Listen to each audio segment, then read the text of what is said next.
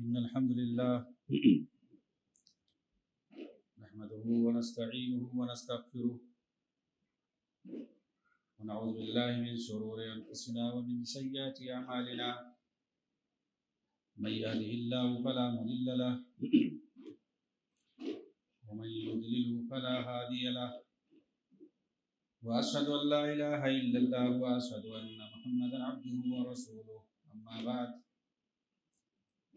فإن خير الحديث كتاب الله وخير الهدي هدي محمد صلى الله عليه وسلم وشر الأمور محدثاتها وكل محدثة بدعة وكل بدعة ضلالة وكل ضلالة في النار. أعوذ بالله من الشيطان الرجيم. بسم الله الرحمن الرحيم. يا أيها الذين آمنوا اتقوا الله حق تقاته ولا تموتن إلا وأنتم مسلمون. يا أيها الناس اتقوا ربكم الذي خلقكم من نفس واحدة وخلق منها زوجها وبث منهما رجالا كثيرا ونساء واتقوا الله الذي تساءلون به والأرحام إن الله كان عليكم رقيبا. يا أيها الذين آمنوا اتقوا الله وقولوا قولا سديدا يصلح لكم أعمالكم ويغفر لكم ذنوبكم ومن يطع الله ورسوله فقد فاز فوزا عظيما. وقال تعالى في موضع آخر: وأن هذا صراطي مستقيما فاتبعوه ولا تتبعوا السبل فتفرق بكم عن سبيله ذلكم وصاكم به لعلكم تتقون.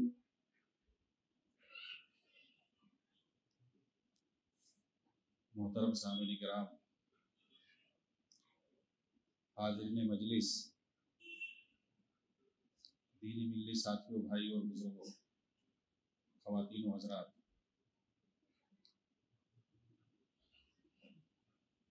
آپ کے سامنے آج کے اس پروگرام میں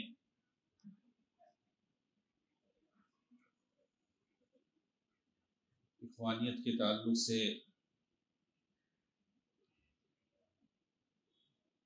جو حقیقی باتیں ہیں اور موجودہ دور میں جو اس کا فتنہ ہے اس پر آپ سے گفتگو ہوگی. چنانچہ کسی بھی فتنے سے آگاہی حاصل کرنے کے لیے ضروری ہے کہ ہم کچھ حقیقتوں کو سمجھیں.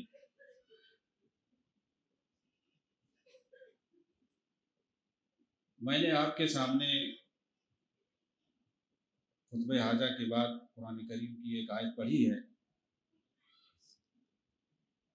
جس میں اللہ تعالیٰ نے فرمایا: وَأَنَّ هَذَا صِرَاطِي مُسْتَقِيمًا فَاتَّبِعُوهُ وَلَا تَتَّبِعُوا السُّبُلَ. یہ میرا سیدھا راستہ ہے،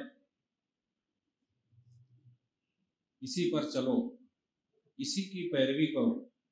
وَلَا تَتَّبِعُوا السُّبُلَ، دوسرے راستوں کی پیروی نہ کرو. فَتَفَرَّقَ بِكُمْ عَنْ سَبِيلِهِ،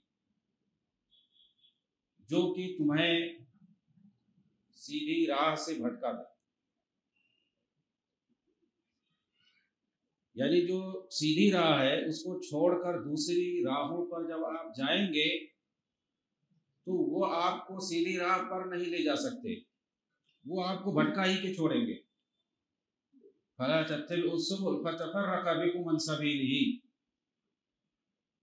دوسری راہوں پر نہ جاؤ کہ وہ تمہیں صحیح راہ سے، سیدھے راہ سے بھٹکا دیں.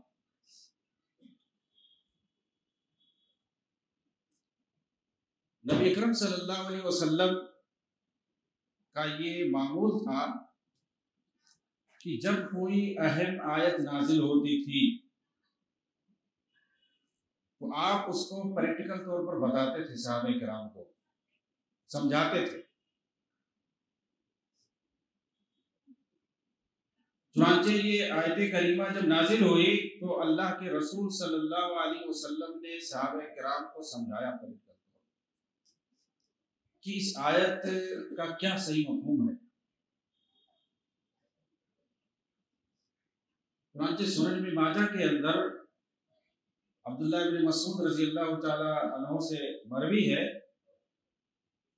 کہ آپ صلی اللہ علیہ وسلم نے زمین پر ایک سیدھی لکیر کھینچی، خط رسول اللہ صلی اللہ علیہ وسلم خطا مستقیما، اللہ کے رسول صلی اللہ علیہ وسلم نے زمین پر ایک سیدھی لکیر کھینچی اور اس کے بعد آپ نے فرمایا کہ یہ اللہ کا سیدھا راستہ ہے، صراط مستقیم ہے۔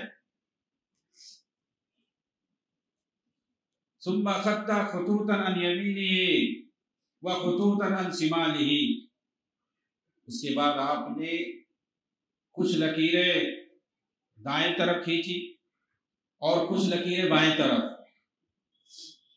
وقال هذه السبل، اور اس کے بعد کہا کہ یہ دیگر راستے ہیں،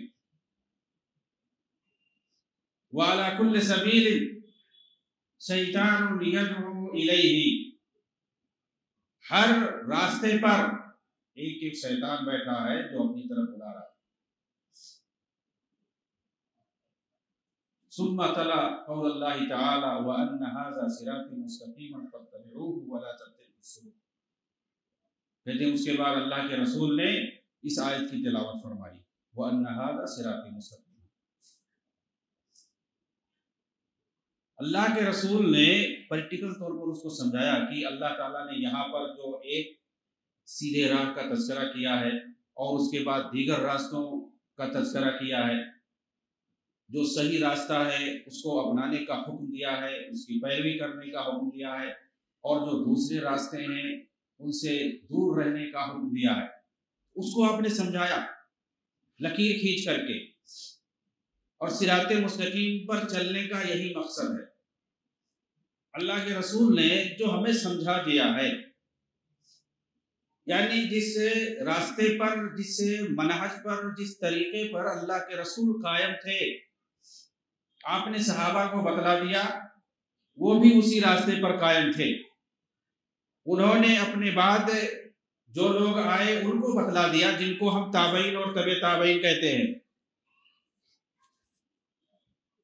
انہوں نے وہ راستہ بتلایا، اس پر وہ چلتے رہے۔ اسی کو کہتے ہیں منہج سلف، سلف کا طریقہ، سلف کا راستہ، جس پر اللہ کے رسول قائم تھے، صحابہ جس پر قائم تھے، تابعین اور تبع تابعین جن پر قائم تھے، جس راستے پر، جس طریقے پر، جس راستے کو بتا کر کے گئے اللہ کے رسول، قرآن کی روشنی میں، اللہ رب العالمین کی ہدایات کی روشنی میں پریکٹیکل طور پر سمجھا گئے، اور صحابہ کرام بھی اسی طریقے سے سمجھاتے تھے دین کو کھول کھول کر کے، جیسا کہ اللہ کے رسول نے وعدہ کیا تھا۔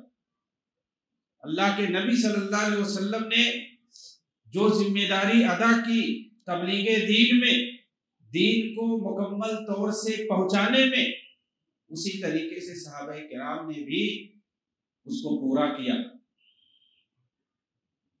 جو حدیث افتراق ہے، بہت مشہور ہے حدیث افتراق، جس کے اندر اللہ کے رسول نے امت مسلمہ کو 73 فرقوں میں تقسیم ہونے کی پیشین گوئی فرمائی۔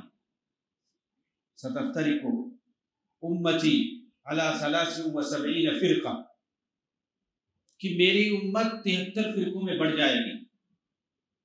افترقت الیہود علی 71 فرقہ، جو یہودی تھے وہ 71 فرقوں میں بٹ گئے تھے۔ وافترقت النصارى علی 72 فرقہ، جو نصارہ تھے، عیسائی تھے، وہ 72 فرقوں میں بٹ گئے تھے۔ وستفترق امتی علی 73 فرقہ، اور میری امت جو ہے 73 فرقوں میں بٹے گی۔ کلھا فی النار الا واحدہ، یہ سارے فرقے دوزخی ہوں گے صرف ایک فرقے کے۔ ظاہر سی بات ہے ایسے موقع پر جہاں پر آپ کہہ رہے تھے سامنے کون تھے؟ صحابہ کرام۔ صحابہ نے فوراً سوال کیا من ہم یا رسول اللہ، وہ جو لوگ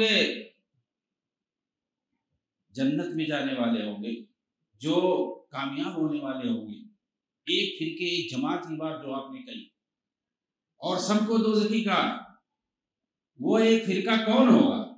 کون لوگ ہوں گے؟ صحابہ کرام نے پوچھا وہ کون لوگ ہوں گے؟ اس وقت آپ صلی اللہ علیہ وسلم نے کیا فرمایا تھا؟ ما انا علیہ و اصحابی، جس طریقے پر آج میں ہوں اور میرے صحابہ قائم ہیں، اسی طریقے پہ جو لوگ قائم رہیں گے وہی کامیاب ہونے والے ہوں گے، وہی لوگ جنتی ہوں گے۔ اللہ کے رسول صلی اللہ علیہ وسلم نے ایک منہج بتایا، ایک طریقہ بتایا، ایک واضح شاہراہ ہمارے سامنے چھوڑی ہے کہ اگر ہم اس پر چلے تو صرف کفر اور شرک ہی نہیں، ہر قسم کے بدعات اور خرافات سے دور ہو سکتے ہیں، بچ سکتے ہیں اور اپنے آپ کو ہم کامیاب کر سکتے ہیں۔ تو ہمارے سامنے ساری چیزیں واضح ہیں، اور میں آپ کو یہ بتلا دوں کہ یہ طریقہ جو نبی صلی اللہ علیہ وسلم نے بتلایا ہے، جس پر آپ قائم تھے کتاب و سنت کی روشنی میں، اور صحابہ کرام جس پر قائم تھے، وہ طریقہ قیامت تک باقی رہے گا، اس پر چلنے والے قیامت تک باقی رہیں گے۔ وہ کون سا طریقہ؟ کتاب و سنت پر چلنے والا،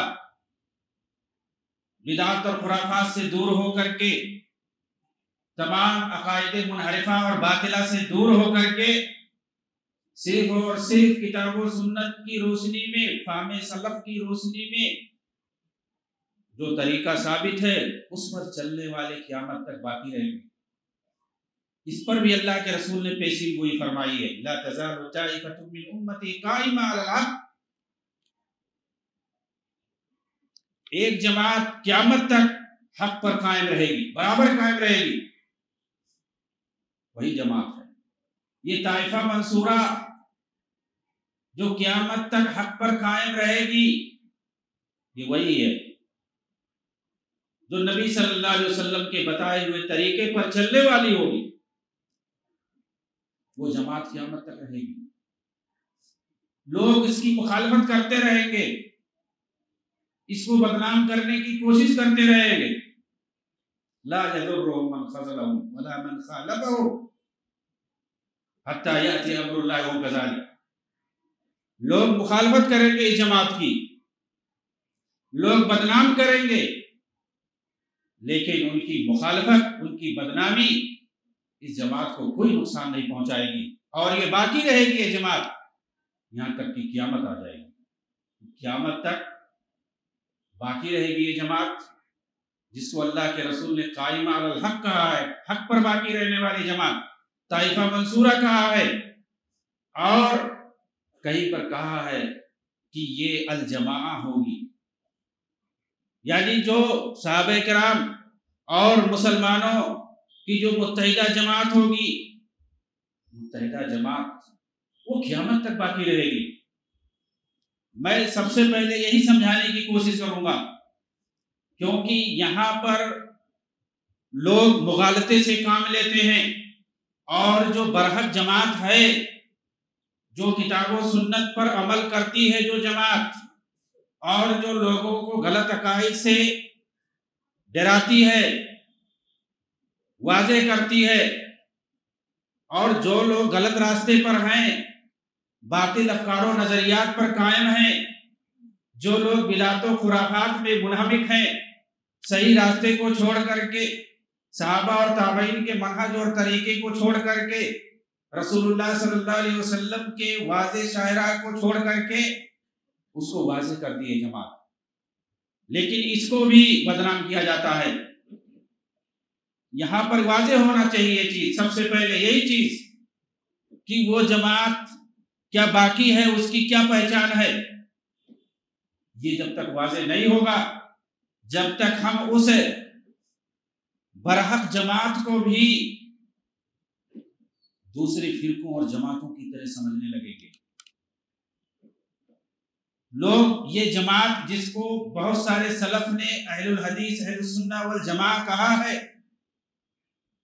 یہ جو طائفہ منصورہ ہے جو قیامت تک صحیح منہج پر قائم رہے گی، اب بہت سارے محدثین اور سلف کے اقوال پڑھیں گے، اہل الحدیث اہل السنہ والجماعہ اس کو کہا۔ لوگ اس کو بھی انہی باطل فرقوں میں شمار کرنے لگتے ہیں، ایسا نہیں ہے۔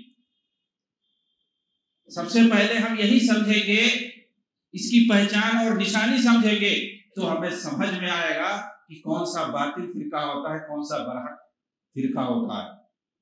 تو سب سے پہلے یہ جان لیں کہ اسلام کے اندر ایک جماعت نبی صلی اللہ علیہ وسلم کے زمانے سے چل رہا ہے، وہ ہے اپنی جگہ پہ۔ ایسا لوگ کہتے ہیں کہ اسلام میں فرقہ نہیں ہے، جماعت نہیں ہے، تو اپنے آپ کو کیوں جماعت کہتے ہیں، کیوں فرقہ کہتے ہیں؟ اللہ کے رسول نے یہ بھی کہا ہے کہ ایک جماعت باقی رہے گی، 73 فرقے ہوں گے، ان میں ایک جنتی ہوگا، ظاہر سی بات ہے وہ بھی فرقہ ہوگا۔ تو مطلب یہ ہے فرقے ہوں گے، ایک باطل فرقہ ہوگا، ایک جو ہے برحق فرقہ ہوگا، ایک کامیاب فرقہ ہوگا، ایک حق پہ قائم ہونے والا فرقہ رہے گا، ایک جماعت اور ایک گروہ رہے گا جو حق پر قائم ہوگا، کتاب و سنت پر عمل کرنے والا ہوگا، قیامت تک باقی رہنے والا ہوگا۔ اس کی بھی گواہی دی ہے اللہ کے رسول نے، اس کو بھی ثابت کیا ہے۔ اور باطل فرقے بھی ہوں گے، باطل گروہیں بھی ہوں گے، باطل جماعتیں بھی ہوں گی، یہ بھی ثابت ہے حدیث سے۔ اس کی پہچان کیسے کریں گے ہم؟ چنانچہ جو اہل السنہ والجماعہ اہل الحدیث ہے، کوئی اس کو بھی باطل فرقہ نہ سمجھے، باطل گروہ نہ سمجھے کہ جو ہے ہم جماعت ہی کرنا چھوڑ دیں، کیونکہ جو ہے جماعت جو ہے دین کے اندر جماعت در جماعت اور فرقہ سے منع کیا گیا ہے، جیسا کہ اہل باطل ایسا کہتے ہیں اور اہل حدیث اہل السنہ والجماعت کو دونی میں شمار کر لیتے ہیں۔ دیکھیے جو نبی صلی اللہ علیہ وسلم کے دور سے، صحابہ کے دور سے، تابعین اور تبع تابعین اور محدثین کے دور سے جو جماعت تھی وہ کون سی جماعت تھی؟ ان کے پاس کیا تھا کتاب و سنت کے علاوہ؟ صحابہ کے سامنے اور کوئی چیز نہیں تھی، وہی جماعت ہے، باقی رہے گی، اسی کے بارے میں ہے۔ اور اللہ کے رسول اللہ رب العالمین نے جو قرآن کے اندر فرمایا سورہ نساء کے اندر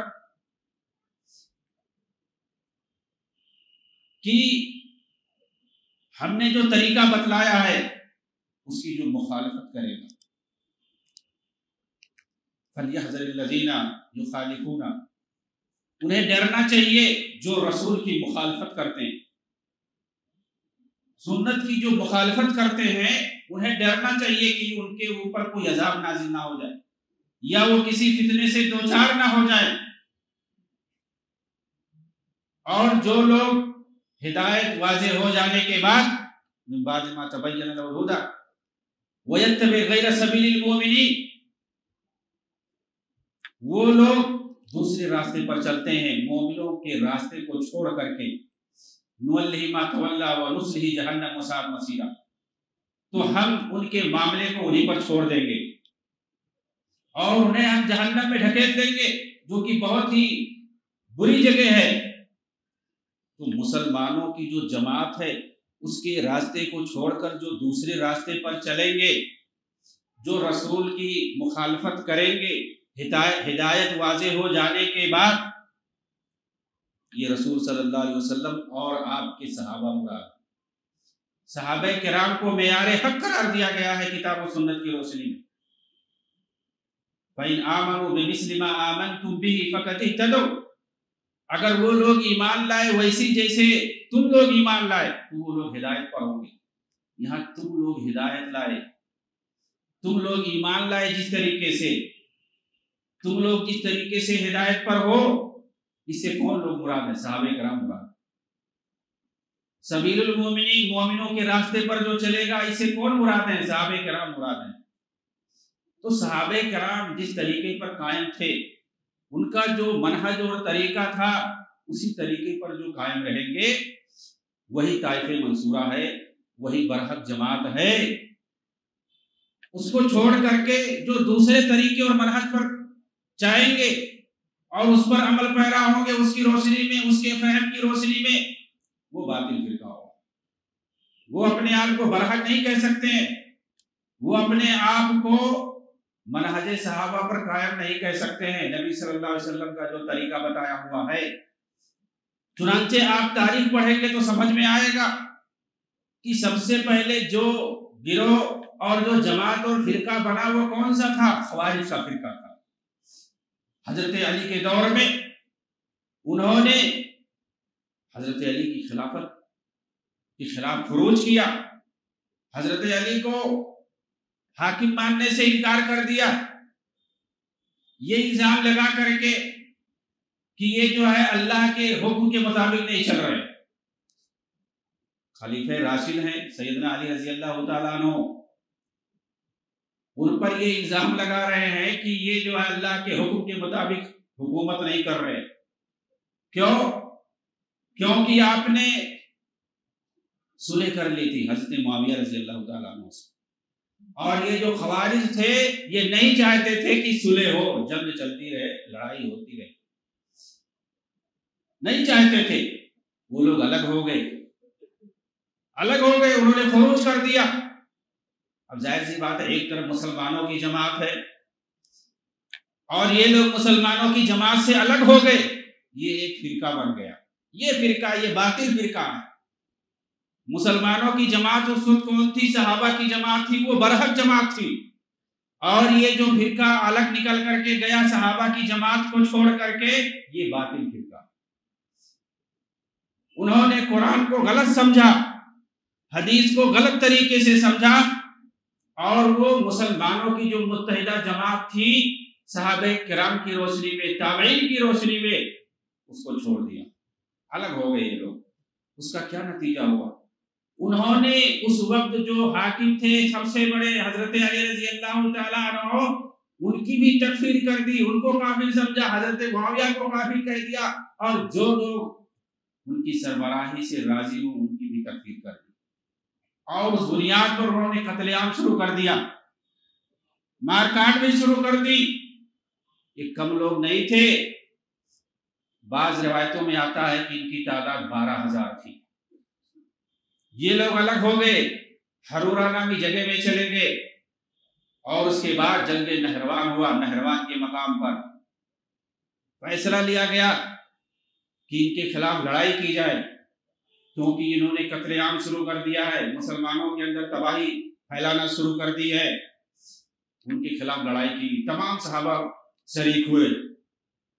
اس لڑائی میں کوئی الگ تھلگ نہیں ہوا، سب لوگ شریک ہوئے خوارج کے قتال میں، خوارج کو مارنے میں، ان سے لڑنے میں ہر کوئی شریک ہوئے۔ ان کو کافر سمجھ کر کے نہیں، مسلمانوں کے خلاف ان کو بہت بڑا خطرہ سمجھ کر کے، وہ مسلمانوں کے لیے بہت بڑا خطرہ تھے، کفار سے بھی زیادہ خطرہ تھے، کیونکہ وہ اندر رہنے والے تھے، اور اندر رہ کر کے وہ مسلمانوں کو کافر سمجھ رہے تھے، اور کافر سمجھ کر کے مسلمانوں کا خون حلال سمجھتے تھے۔ صحابہ کی اولاد کو انہوں نے قتل کر دیا تھا، اس لیے وہ سب سے بڑا خطرہ تھے۔ حضرت علی نے ان سے قتال کیا اور مارا ان کو، اور اس سے پہلے مصالحت کے لیے بھیجا ابن عباس رضی اللہ تعالیٰ عنہما کو کہ ہو سکتا ہے مان جائیں۔ حضرت ابن عباس رضی اللہ تعالیٰ عنہما ان سے گئے مصالحت کے لیے، مناظرہ کیا ان سے، وہ بڑے سخت دل ہوتے تھے۔ بہرحال کچھ باتیں جو انہوں نے اعتراضات رکھی، ابن عباس رضی اللہ تعالیٰ عنہما نے اس کا جواب دیا قرآن کی روشنی میں، اور سب سے پہلے وہاں جا کر کے یہ کہہ دیا کہ مجھے خوشی ہے کہ تمہارے درمیان کوئی صحابی نہیں ہے، کوئی صحابی نہیں ہے، کوئی عالم نہیں ہے تمہارے درمیان، اور میں جہاں سے آیا ہوں وہاں صحابہ، حضرت علی ہیں، نبی کے داماد ہیں، اور ان کے ساتھ صحابہ ہیں جنہوں نے قرآن کو نازل ہوتے ہوئے دیکھا ہے اور اس کو سمجھا ہے۔ تمہارے پاس کوئی عالم نہیں ہے، کوئی صحابی نہیں ہے، خوارج کے پاس کوئی عالم نہیں ہے ان کے پاس، یعنی وہ قرآن کو سمجھتے تھے اپنے فہم سے، اپنی عقل سے، اپنی کم عقلی سے، وہ علم نہیں حاصل کرتے تھے، بلکہ وہ صحابہ تک کو جو ہے حقیر سمجھتے تھے، علماء کو حقیر سمجھتے تھے۔ یہ خوارج کی سب سے بڑی پہچان ہے کہ وہ امت کے جو علماء ہوتے ہیں ان کو حقیر سمجھتے ہیں، ان کی برائی کرتے ہیں، اور یہ اسی وقت پائی جاتی تھی اور آج بھی پائی جاتی ہے یہ چیز۔ جو خوارج ہوتے ہیں ان کی سب سے بڑی پہچان ہے کہ وہ حکام کے خلاف ہوتے ہیں اور علماء کے خلاف ہوتے ہیں، یہ اسی وقت سے پائی جاتی ہے۔ میں بتانا یہاں یہ چاہتا ہوں کہ آپ دیکھیں یہ فرقہ ہوا خوارج جو نکل کے گئے، مسلمانوں کی جو متحدہ جماعت تھی اس سے الگ ہو گئے، کچھ عقائد کا اختلاف کر کے اپنے باطل افکار اور نظریات کے ساتھ الگ ہو گئے، تو یہ فرقہ بن گئے۔ یہ باطل فرقہ ہے، یہ باطل جماعت ہے، اور جو نبی صلی اللہ علیہ وسلم کی بتائے ہوئے طریقے اور منہج پر جو صحابہ قائم تھے وہ برحق جماعت تھی، وہ بھی جماعت تھی مسلمانوں کی متحدہ جماعت، برحق جماعت، کتاب و سنت پر چلنے والے، نبی صلی اللہ علیہ وسلم کے بتائے ہوئے منہج اور طریقے کے مطابق چلنے والے۔ اور آگے دیکھیے روافض کا فرقہ پیدا ہوا، روافض کا فرقہ پیدا ہوا جو صحابہ کرام کی تکفیر کرتے تھے، جو حضرت علی رضی اللہ تعالیٰ عنہ اہل بیت کی محبت کا ڈھونگ رچ کر کے صحابہ کرام کی جو تکفیر کرتے تھے، ان کو گالی دیتے تھے، وہ فرقہ بھی عراق میں پیدا ہو گیا جس کو روافض کہتے ہیں۔ ان کے وہ بھی اپنے باطل افکار و نظریات کے ذریعے سے، جن کا سرغنہ جو ہے عبداللہ ابن سبا مانا جاتا ہے، جو یہودی تھا اصل میں یمن کا، اس نے جو ہے بہت سارے عقائد گڑھ لیے، حضرت علی کے تعلق سے بہت سارے غلو آمیز عقائد اس نے گڑھے، اور حکام پر تنقید کرنے کے عقائد اس نے گڑھے۔ اس طریقے سے ایک فرقہ بن گیا، ایک باطل اور فرقہ تیار ہو گیا جس کو ہم روافض کا فرقہ کہتے ہیں، یہ شیعوں کی شکل میں بنا۔ اس کے بعد جو ہے قدریہ فرقہ وجود میں آیا، یہ بھی صحابہ کے آخری دور میں عراق کے اندر بصرہ میں انہوں نے تقدیر کا انکار کر دیا، جو صحابہ تھے انہوں نے برات کا اظہار کر لیا کہ یہ باطل فرقہ ہے، جب تک تقدیر پر ایمان نہ لے آئیں جب تک کوئی صحیح راستے پر قائم نہیں ہو سکتا۔ تو یہ باطل فرقہ پیدا ہوا، اس کے اپنے غلط عقائد اور نظریات تھے۔ ایسے ہی اور آگے آئے معتزلہ اور جہمیہ کا فرقہ پیدا ہوا، جنہوں نے خلق قرآن کا فتنہ پیدا کیا کہ قرآن مخلوق ہے، اور اسی طریقے سے اللہ رب العالمین کے صفات اور اسماء کا انکار کیا، تو صفات باری کے یہ منکر ہو گئے، قرآن کو مخلوق سمجھنے لگے۔ تو یہ سب منطق اور فلسفہ کے جو علوم پیدا ہوئے تھے اس کی روشنی میں یہ جہمیہ اور اسی طریقے سے معتزلہ اور اس کے بعد اشاعرہ اور ماتریدیہ پیدا ہوئے، اپنے باطل عقائد کے ساتھ اسماء اور صفات کی تعویل کرنے لگے، مفوضہ پیدا ہوئے، بہت سارے باطل فرقے عقائد کے اندر، اور پھر اس کے بعد تصوف کے جو ہے باطل عقائد پیدا ہوئے، تقلید کے باطل عقائد اور فرقے پیدا ہوئے۔ بہت بار 4 صدی ہجری کے بعد 400 سال کے بعد یہ سب جو ہے تقلید فرقے پیدا ہوئے، یہ مالکی ہے، یہ شافعی ہے، یہ حنبلی ہے، یہ حنفی ہے، یہ سارے فرقے پیدا ہوئے۔ اور بھی جس طرح سے دن گزرتے گئے اپنے اپنے باطل عقائد کے ساتھ باطل فرقے وجود میں آتے گئے، بہت سارے فرقے وجود میں آئے، اس سے الگ ہوتے گئے۔ وہی جو متحدہ جماعت تھی مسلمانوں کی کتاب و سنت کی روشنی میں، جس کو اہل السنہ والجماعہ اہل الحدیث کہتے ہیں، وہ اپنے منہج پر قائم ہے، اور اس کی مخالفت کر کے بہت سارے فرقے بنتے چلے گئے۔ موجودہ دور میں بھی جو سب سے خطرناک اور باطل فرقے پیدا ہوئے ہیں، بہت سارے فرقے، کہیں قادیانی فرقہ، کہیں بہائی فرقہ ہے، کہیں بابی فرقہ ہے، ایسے ہی اپنے اپنے باطل عقائد کے ساتھ، ایسے ہی اپنے باطل افکار و نظریات کے ساتھ جو فرقے وہ اس میں اخوانیت بھی، جنہوں نے صحابہ اور تابعین اور سلف کی جو متحدہ جماعت تھی، جو کتاب و سنت کی روشنی میں چلنے والی جماعت تھی، اس سے انہوں نے انکار کیا۔ یہ فرقہ اور جماعت جو ہے 1928 میں مصر کے اندر پیدا ہوا، 1928 کے اندر حسن بننا نے اس کو پیدا کیا تھا۔ ان کے افکار و نظریات کیا تھے؟ ظاہر سی بات ہے کوئی بھی فرقہ اور جماعت جو صحیح نہیں ہوگا، مسلمانوں کی جو متحدہ جماعت جسے ہم کہتے ہیں، کتاب و سنت کی روشنی میں چلنے والا جو جماعت اور فرقہ ہے، اس سے ہٹنے والا، اس کے ضرور کچھ نہ کچھ باطل عقائد و نظریات ہوں گے، اور یہ اس کو قائم کرنے والا یا تو خود اپنی زندگی میں ہوگا، کوئی شخص ہوگا، کوئی امتی ہوگا، وہ قائم کرے گا، اسی سے وہ فرقہ جانا جائے گا، یا خود نہ قائم کرے آدمی، دوسرے لوگ قائم کر کے کسی شخصیت کی طرف منسوب کر دے، جیسے کہ جو تقلیدی فرقے، چاہے امام ابو حنیفہ رحمۃ اللہ علیہ ہوں، یا امام شافعی رحمۃ اللہ علیہ ہوں، امام مالک رحمۃ اللہ علیہ ہوں، امام احمد ہوں، کیا انہوں نے اپنی زندگی میں کوئی جماعت، کوئی الگ فرقہ بنایا تھا اپنے نام پر؟ بالکل نہیں۔ بعد میں لوگوں نے ان کے نام پر بنا لیا، ان کی طرف منسوب کر دیا۔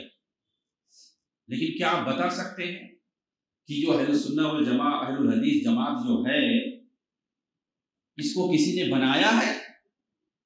اس کی کوئی تاریخ ہے؟ کوئی تاریخ نہیں۔ یہ وہی متحدہ جماعت ہے، اس کو نہ کسی نے اپنی زندگی میں بنایا ہے، اور نہ ہی بعد میں کسی نے بنا کر کے کسی شخصیت کی طرف منسوب کیا ہے۔ یہ قائم ہے نبی صلی اللہ علیہ وسلم کے دور سے، صحابہ کے دور سے۔ کوئی بھی فرقہ اور جماعت ہو، آپ کو اس کی تاریخ کا پتہ چل جائے گا، اس کا بانی کون ہے یا کس کی طرف منسوب ہے، کس نے بنایا ہے۔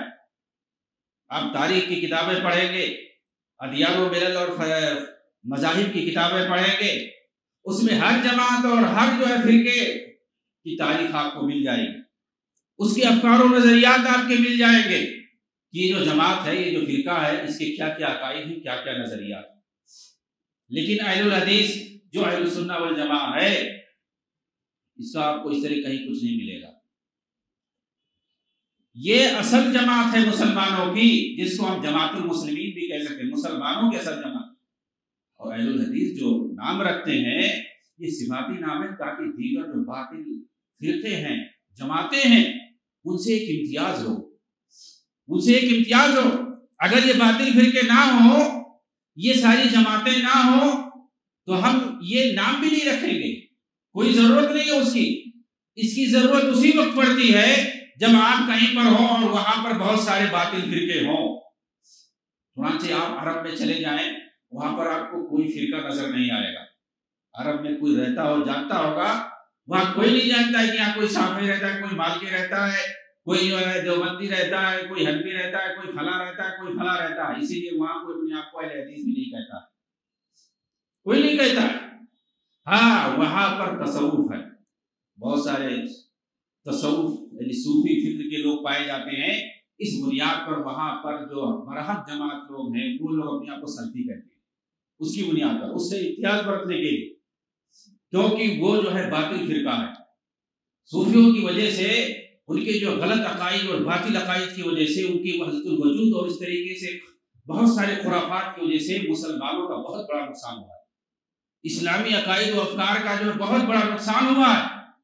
جو لوگ اپنے آپ کو سلفی کہتے ہیں، یعنی ہم ان کے جو غلط عقائد ہیں، ان کی طرف ہم نہیں مانتے ہیں، جو سلف سے جو طریقہ آ رہا ہے، ان سے جو اصول اور مبادی ثابت ہیں، اسی کو مانتے ہیں۔ بس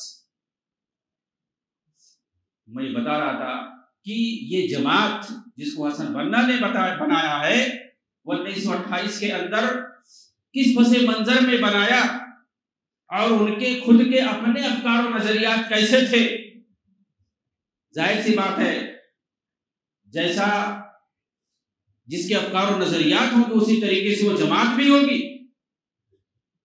ان کی جو پرورش ہوئی ہے، وہ صوفیوں کے گھرانے میں، وہ مزاروں پہ جاتے تھے، مقبروں پر جاتے تھے، رات رات گزارتے تھے، اور جتنے جو خرافات ہوتے ہیں اہل بدعت کے یہاں، میلاد وغیرہ، اور جو صوفیوں کا ذکر ہوتا ہے، اوراد و وظائف ہوتے ہیں، اور وہ جو بیعت کرتے ہیں، بدعتی بیعت جو ہوتی ہے صوفیوں پر، ان کے جو سلسلے ہوتے ہیں، اور یہ لوگ دین کا حصہ مانتے ہیں اس کو، جو صوفی سلاسل ہوتے ہیں اس کو ایک حصہ مانتے ہیں دین کا۔ یہ سارے خرافات ان کے یہاں پائے جاتے تھے، اور باقاعدہ وہ محفل میلاد مناتے تھے۔ نبی صلی اللہ علیہ وسلم کا جو جنم دن بتاتے ہیں وہ لوگ 12 ربیع الاول، وہ جب دن آتا تھا تو اس دن باقاعدہ اس کو مناتے تھے، اور اس میں بتاتے ہیں وہ لوگ ریلی نکالتے تھے اور یہ سب سے آگے رہتے تھے اور اشعار اس میں گنگناتے تھے۔ کیسے اشعار ہوتے؟ شرکی اشعار ہوتے تھے، شرکی اشعار پڑھتے تھے۔ ھذا النبی ما الاصحاب قد حضر وسامح الکل فیما مضى وجرى۔ یہ سارے اشعار جس کا مطلب کیا ہوتا ہے، جیسے ہمارے یہاں جو اہل بدعت ہیں وہ لوگ وہ عقیدہ رکھتے ہیں کہ جو میلاد کی محفل وہ لوگ مناتے ہیں اس میں ان کا عقیدہ ہوتا ہے کہ اللہ کے رسول نعوذ باللہ آتے ہیں، حاضر ہوتے ہیں، حاضری دیتے ہیں ان کے یہاں۔ سیم یہی عقیدہ ان کے یہاں پایا جاتا تھا۔ ھذا النبی مع الاصحاب قد حضر، یہ نبی آ گئے اپنے صحابہ کے ساتھ ہماری مجلس میں، نعوذ باللہ، صحابہ کے ساتھ۔ یہ تو صحابہ کے ساتھ بتا رہے ہیں۔ یہاں کے اہل بدعت ہمارے کیا صحابہ کو نہیں بلاتے ہیں، یہ عقیدہ نہیں رکھتے ہیں کہ صحابہ بھی ساتھ میں آتے ہیں، صرف نبی صلی اللہ علیہ وسلم کی آمد کا عقیدہ رکھتے ہیں۔ لیکن یہ حسن بننا ہے جو یہ شعر پڑھ رہے ہیں، گنگنا رہے ہیں اور کہہ رہے ہیں ھذا النبی مع الاصحاب قد حضر وسامح الکل فیما قد مضى وجرى، یہ نبی پاک ہیں جو اپنے صحابہ کے ساتھ حاضر ہوئے ہیں ہمارے پاس۔ کتنی بڑی شخصیت ہے ان لوگوں کی، ان کی مجلسوں میں اللہ کے رسول آ رہے ہیں صحابہ کے ساتھ، یہ نہیں جا رہے، نبی خود آ رہے ان کے پاس۔ یہ عقیدہ، یہ باطل سوچ، یہ گھٹیا عقیدہ آپ کہہ سکتے ہیں کہ نبی کو بلا رہے، صحابہ کے ساتھ بلا رہے اپنے پاس۔ اگر آپ نبی صلی اللہ علیہ وسلم کا احترام کرتے ہو تو آپ خود جاؤ ان کے پاس، آپ ان کو بلا رہے ہو کہ آ رہے ہمارے پاس آ رہے۔ آگے دیکھیے کیا کہہ رہے، وسامح الکل فیما قد مضى وجرى، اور ہماری مجلس میں آ کر کے جو ہمارے اندر گنہگار ہے سارے لوگ ان کے گناہوں کو معاف کر رہے، جو بھی گناہ کے کام ہوئے، فیما قد مضى وجرى، جتنی غلط کام ہم نے کیے، جو گناہ کے کام کیے، آپ نے سب کو معاف کر دیا۔ اب بتائیے کیا عقیدہ ہے؟ گناہ معاف کرنے والا یغفر الذنوب الا اللہ، اللہ کے علاوہ کوئی گناہ معاف نہیں کر سکتا۔ تو یہ غلط عقیدہ، نبی صلی اللہ علیہ وسلم اپنا جو گناہ وہ خود نہیں معاف کر سکتے، دوسروں کا معاف کرنے آ رہے۔ تو بتائیے ایسا غلط عقیدے والا انسان اس جماعت کو قائم کیا ہے، کس کو؟ اخوانیوں کا، جن کو کہتے ہیں حسن بننا شہید بولتے ہیں۔ حکومت نے یا کس نے، مجہول شخص نے قتل کر دیا۔ کس وجہ سے قتل کر دیا؟ کیونکہ ان کی جماعت نے بھی، ان کے کارنامے بھی ایسے تھے کہ سیاسی قتل، اس جماعت کے اوپر بہت سارے کیس تھے۔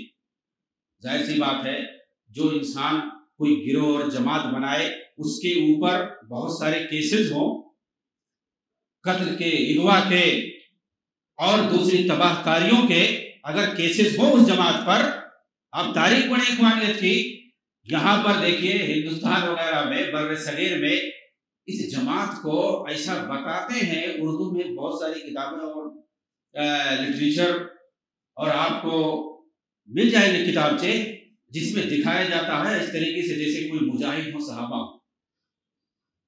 اس کی مثال ایسی ہی ہے، میں آپ کو بتاؤں کیسے یہ مجاہد بنتے ہیں۔ 2011 میں، اسی مہینے کے اندر، مارچ میں، 2011 میں، شاید 19 مارچ، لیبیا کو جو ان لوگوں نے تباہ کیا، لیبیا کو جو ایک خوشحال، ایک متمول ملک تھا، ایک خوشحال متمول ملک تھا، آج اس کی حالت آپ جا کر کے دیکھو کیا ہے۔ وہاں پر سینکڑوں دہشت گرد جماعتیں وہاں پر دندناتی پھر رہی ہیں، ہر جگہ آپ کو لگے گا کہ الو بول رہا ہے، کہیں امن و چین نہیں ہے، فقر و فاقہ ہے، ہر کوئی گھبرایا ہوا ہے، اور اخوانیوں پر لعن و طعن کر رہا ہے ہر کوئی۔ तबाह कर दिया उस मुल्क को। आज भी वहां बेचैनी है, आज भी वहां जंग जारी है, लड़ाई जारी है। कितने साल हो गए? 10 साल हो गए, अभी भी चैन सुकून नहीं है वहां पर। तबाही तबाही है, घर तबाह हो गए, लोग भाग गए इधर उधर, जबकि वो एक खुशहाल और मतमौन मुल्क था, सिर्फ इस दावे से कि वहां का हाकिम है जो वो जालिम है, उसको रहने नहीं देंगे। नाटो का इन्होंने सहारा लिया, सलीबियों का सहारा लिया, जो मुसलमानों के खिलाफ, जो मुसलमानों के सबसे बड़े दुश्मन हैं। नाटो सलीबी जो यूरोप के 28 मुल्कों का समूह है, 28 यूरोपियन ममालिक, जिसमें अमेरिका और एक मुस्लिम मुल्क भी शामिल है, तुर्की। और समझ लीजिए कि ये जो सलीबी नाटो है, नाटो एक फौजी एक तंजीम है बहुत बड़ी। ये दिखावे में तो रूस के खिलाफ बनाया गया था, लेकिन ये जितना भी ये नुकसान पहुंचाया, जितने भी हमले हुए हैं इसके, सब मुस्लिम ममालिक पर हुए, सब मुस्लिम ममालिक पर हुए। मुसलमानों को इसने तबाह किया, इस तंजीम ने। और ये है कहाँ? इसके सारे अड्डे अगर आप मालूम करेंगे तो कुछ अड्डे पोलैंड वगैरह में है, यूरोप में चंद अड्डे हैं, बाकी 24 अड्डे सबके सब तुर्की में बने हुए, मशरिक़ वस्ता के अंदर, मिडिल ईस्ट के अंदर, ये अरब ममालिक के चारों तरफ जो घेरे हुए, खलीज के अंदर और तुर्की के अंदर, और तुर्की उसके अंदर शामिल है। अमेरिका के बाद सबसे ज्यादा बड़ी फौज जो है तुर्की के उसमें, इसलिए इस मुल्क में तुर्की के जो है दस्तखत के बगैर कोई शामिल ही नहीं हो सकता, कोई नहीं शामिल हो सकता जब तक तुर्की इजाजत ना दे दे। और तुर्की फजाइल अपने बयान करता रहता है इस नाटो की वजह से कि हमने इसमें इतना माल खर्च किया, हमने इतना फौज इसके अंदर दिया, और जहां जहां इराक पर हमले हुए, अफगानिस्तान के अंदर हमले हुए, सूडान के अंदर हमले हुए, लीबिया के अंदर हमले हुए, और दूसरे ममालिक में जो नाटो की तरफ से हमले होते हैं, हमारी फौज सबसे बढ़ के आगे रहती है। ये कोई हकीकत नहीं आपको बताता है, आपको उल्टा फजीलत बयान करते हैं। किसकी? तुर्की की। तो ये आज की तुर्की की मैं बात कर रहा हूं, पहले की तुर्की की बात नहीं कर रहा हूं। इस नाटो फौज में जो आज नाटो फौज बनाई गई है, इस मौजूदा सदी में जो बनाई गई है, मुस्लिम मुल्कों के खिलाफ जो बनाया गया है, और दिखावे में रूस, अगर रूस के खिलाफ ये होता तो रूस ने हमला किया एक यूरोपियन मुल्क पर, क्या नाटो ने हमला किया रूस पर? नाटो ने जवाब दिया? किसी रूसी शहर पर हमला किया? बिल्कुल नहीं हमला किया। सारे उसके फौजी जहां वो पड़े हुए बैठे हुए। भाई ये बता रहा था कि इसी फौज ने लीबिया पर हमला किया, और नीचे यही इख्वानी थे। तराबलस पर जिस वक्त ये लोग कब्जा कर रहे थे, और वहां जो लीबिया की जो फौज थी उसको कत्ल कर रहे थे, मार रहे थे, उस वक्त सऊदी के अंदर सलमान औदा, आज भी उसकी वीडियो मौजूद है, वो रमजान का महीना था, बाकायदा उसने जिक्र किया है कि मैं टीवी पर देख रहा था वो समा, वो मंजर में देख रहा था जिस वक्त मुजाहिदीन तराबलस पर हमला कर रहे थे, फातिहाना तौर पर जिस वक्त दाखिल हो रहे थे मुजाहिदीन, मैं उसको टीवी पर देख रहा था, मैं इसको इबादत समझ रहा था। ऐसे ही हमला कर रहे थे, ऐसे ही फातिहाना अंदाज में मुजाहिदीन तराबलस में, यानी जो लीबिया की जो राजधानी है तराबलस, उसमें दाखिल हो रहे थे, जैसे अल्लाह के रसूल सल्लल्लाहु अलैहि वसल्लम सहाबा के साथ फतेह मक्का के वक्त मक्का में दाखिल हो रहे थे। और मैं उसको इबादत समझ रहा था। किस चीज की इबादत समझ रहा था? उसी देखने को, टीवी पे देख रहा हूं बैठ करके, जिस वक्त वो लोग दाखिल हो रहे। और ये कौन सा वक्त है? शाम का वक्त है, इशा का वक्त है। मैं नमाज पढ़ने नहीं गया मस्जिद के अंदर, मैंने जमात को छोड़ दिया, इसी को मैं इबादत समझ रहा था। देखिए इस बंदे ने, ये खारिजियत है, ये तकफीरी है ये लोग। लेकिन यहाँ सलमान औदा कौन है? बहुत बड़ा मुजाहिद बताएंगे, उलमाए हक में शुमार करेंगे। ये उन तकफीरियों को, उन खवारिज को, जो मुसलमानों के खून को हलाल समझ करके और काफिरों के ताउन से, वो सलीबी नाटो जो मुसलमानों की सबसे बड़े जानी दुश्मन है, وہ کبھی نہیں چاہیں گے کہ کوئی مسلم ملک آگے بڑھے، کوئی ملک جو ہے ترقی کرے۔ وہاں کا جو حاکم تھا وہ کتنا ہی بڑا ظالم کیوں نہیں تھا، لیکن وہ خوشحال، اس کے عوام جو تھے خوشحال تھے۔ وہ کسی کو نہیں منع کرتا تھا کہ تم نماز نہ پڑھو، روزے نہ رکھو۔ وہ اگر ٹکر لیتا تھا تو یورپ سے اور امریکہ سے ٹکر لیتا تھا۔ رہا ہوگا ظالم، رہا ہوگا، اس کے عقائد ہو سکتا ہے غلط رہے ہوں، غلط نظریات رہے ہوں گے، لیکن جتنا اس کے خلاف پروپیگنڈا کیا جاتا اتنا بھی نہیں تھا۔ آپ دیکھو گے وہ جہاں بھی جاتا تھا اپنے سربراہوں کے ساتھ، اپنے جو ہے پیروکاروں کے ساتھ، اپنے جو ہے لاؤ لشکر کے ساتھ وہ خود جو ہے امامت کراتا تھا نماز کی، وہ خود امامت کراتا تھا۔ ظاہر سی بات ہے، اور حدیث کے اندر ہے کوئی کتنا ہی ظالم کیوں نہ ہو، اگر وہ نماز قائم کرتا ہے اس وقت تک اس کے خلاف خروج جائز نہیں ہے۔ یہ صحیح بخاری صحیح مسلم کے اندر ہے، ما اقام الصلاۃ، جب تک وہ نماز قائم کرے۔ لیکن کئی اخوانیوں کے ایسی تصریحات آپ کو ملیں گے اس کو جو ہے کافر کہنے کے۔ تو میں یہاں یہ بتا رہا تھا کہ یہ لوگ جو ہے ان کو مجاہد سمجھ رہے تھے۔ ایسے ہی ہندوستان کے اندر، بر صغیر پاکستان، بنگلہ دیش وغیرہ کے اندر اخوانیوں کو بہت بڑا مجاہد بتایا جاتا ہے۔ ان کے ایسے ہی کچھ کارناموں کو الٹے سیدھے گنا کر کے مجاہدانہ طور پر کہ علماء حق ہیں، یہ مجاہد ہے وقت کے، یہ فلانے ہیں، یہ دماغے۔ آپ سمجھ لو کہ ایسے ہی کارنامے کرتے ہیں یہ لوگ، کہ یہ لوگ جو ہے قید و بند کی صحبتوں کو برداشت کرتے ہیں، جیل کے سلاخوں کے پیچھے جاتے ہیں، کس وجہ سے؟ حق بولنے کی وجہ سے۔ حق نہیں، آپ جا کر کے دیکھیں کہ یہ اپنے کن کارناموں کی بنیاد پر جاتے ہیں۔